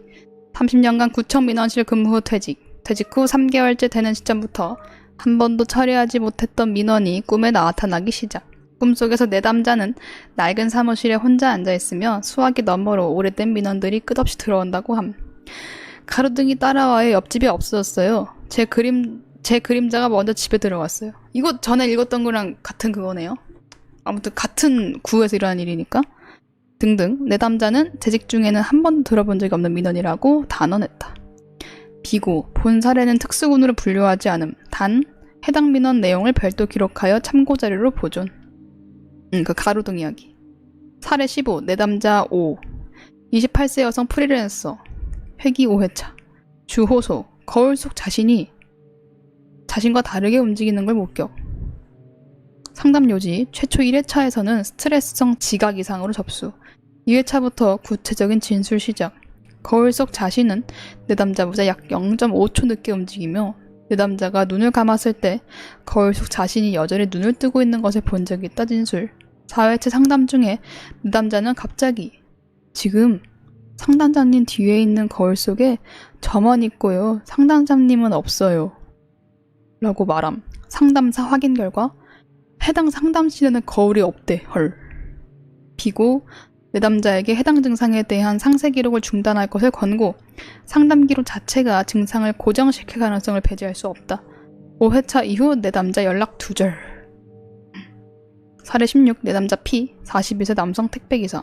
회기 1회차 주 호소 주소가 존재하지 않는 배송지. 상담 요지. 지난 2개월간 동일한 주소로 배송 의뢰가 들어왔다. 주소지는 서울 구로구 땡땡동 산 4-2번지. 해당 번지는 지도상에 존재하나 실제로는 오래전 철거된 공터. 내담자는 3회에 걸쳐 해당 주소로 물품 배송 완료 처리했고 매번 공터 한가운데에 물건을 내려놓고 왔다고 진술. 돌아오는 길에 반드시 뒤를 돌아보지 않았으며 그 이유는 그냥 그래야 할 것 같다. 라 답변. 비구 내담자의 대응은 적절했다. 해당 주소에 대한 배송 의뢰가 계속될 경우 배송회사 측에 비공식 권고를 전달할 예정. 사례 17 내담자 Q 39살 여성 본센터 소속 상담자래요. 회기 1회차 주 호소 최근 상담 중에 집중력 저하, 상담 요지, 본 센터의 상담사 Q가 동료 상담사에게 정기 점검 요청, 본인이 담당한 최근 3개월간의 사례 중에 특정 내담자의 얼굴이 도저히 기억나지 않는다고 호소. 상담 기록을 열람해도 해당 내담자의 이름과 주 호소만 적혀있을 뿐 구체적인 상담 내용은 매번 공란이다고 진술. 본인은 분명 상담을 진행했다는 확신이 있는데 뭔 얘기를 했는지는 전혀 떠오르지 않는다고 함. 비고 Q 상담사의 상담일지 전체를 검토한 결과 해당 내담자에 대한 기록은 총 11회차. 상담사 Q는 당분간 신규 사례 배정에서 제외. 본 사건에 대해 소장 보고 완료. 내부에서도 뭔가 일이 일어나고 있네요. 사례 18번 내담자 R 성별 불명, 추정 연령이 30대, 회기 1회차, 주 호소. 제가 저인지 모르겠어요. 상담 요지. 내담자는 접수대에서 본인의 이름을 3번에 걸쳐 다르게 진술. 접수자가 이를 지적하자 당황하면서 아까는 뭐라 말했어요? 라 되물음. 상담실 입실 후에도 제 이름이 뭐였죠? 라고 재차 질문.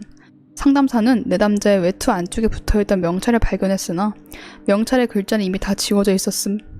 상담 중에 내담자는 약 10분간 창밖을 응시한 뒤 전 여기 온 적이 없는 사람이에요. 라 말하고 조용히 일어서 퇴실. 비고 접수 기록상 본 내담자의 예약 내역은 존재하지 않음. CCTV 확인 결과 해당 시간대에 상담실로 입실한 인물은 확인되지 않음. 상담사는 본인이 약 40분간 빈 방에서 혼자 대화하고 있다고 자각한 것으로 기록됨? 뭐지? 그런 종류의 괴물 아니에요? 뭐 엔티티라고 해야 되나? 그런 종류의 괴물 아니야? 진짜 대화는 했는데 나중에 알고 보니까 대화하지 않은 것처럼 꾸며져 있던 거지. CCTV 같은 거 보면은. 뭐지? 사례 19 내담자 S 64세 남성 신원불명, 회기 1회차, 주 호소. 갈 곳을 정하지 못했다. 상담 요지. 내담자는 별도의 예약 없이 내 방. 창구 직원에게 여기가 맞는지 모르겠는데 누가 여기로 와보라 했어요. 라고만 진술. 상담사 배정 후에 입실했으나 1시간 내내 나 죽었어요? 란 질문을 반복. 상담사는 정해진 매뉴얼에 따라 여기서는 그 질문에 답해드릴 수 없습니다. 다만 선생님께서는 지금 앉아 계신 건 확실합니다. 라 응대. 내담자는 그거면 됐다 며 수긍한 뒤 상담실을 나섬. 나가기 전 상담사에게 혹시 입주배 정정이라는 데 아시나? 라 물었으나 상담사는 답하지 않음. 쟤 뭐지? 비고 내담자가 앉아있던 소파 위에는 얇은 물기가 남아있음. 약 20분 후에 자연 소멸. 본 사례는 별도의 봉인 파일로 이관. 죽은 사람 아니야? 익사한 거 아니야? 물기가 남아있는 거면? 사례 20번 내담자 기록 없음. 회기 기록 없음. 주호소 기록 없음. 상담 요지. 본 사례의 상담 일지는 파일 형태로만 존재하며 내부 내용은 전부 공란. 그러나 파일 하단에 상담사 소견란에는 다음 한 문장이 적혀있다. 이번 내담자는 더 이상 상담을 이어갈 수 없는 분이었다. 다만 우리가 하는 일이 무엇인지 처음으로 제대로 알게 된 시간이었다. 비고 해당 일지를 작성한 상담사의 이름란 역시 공란이다.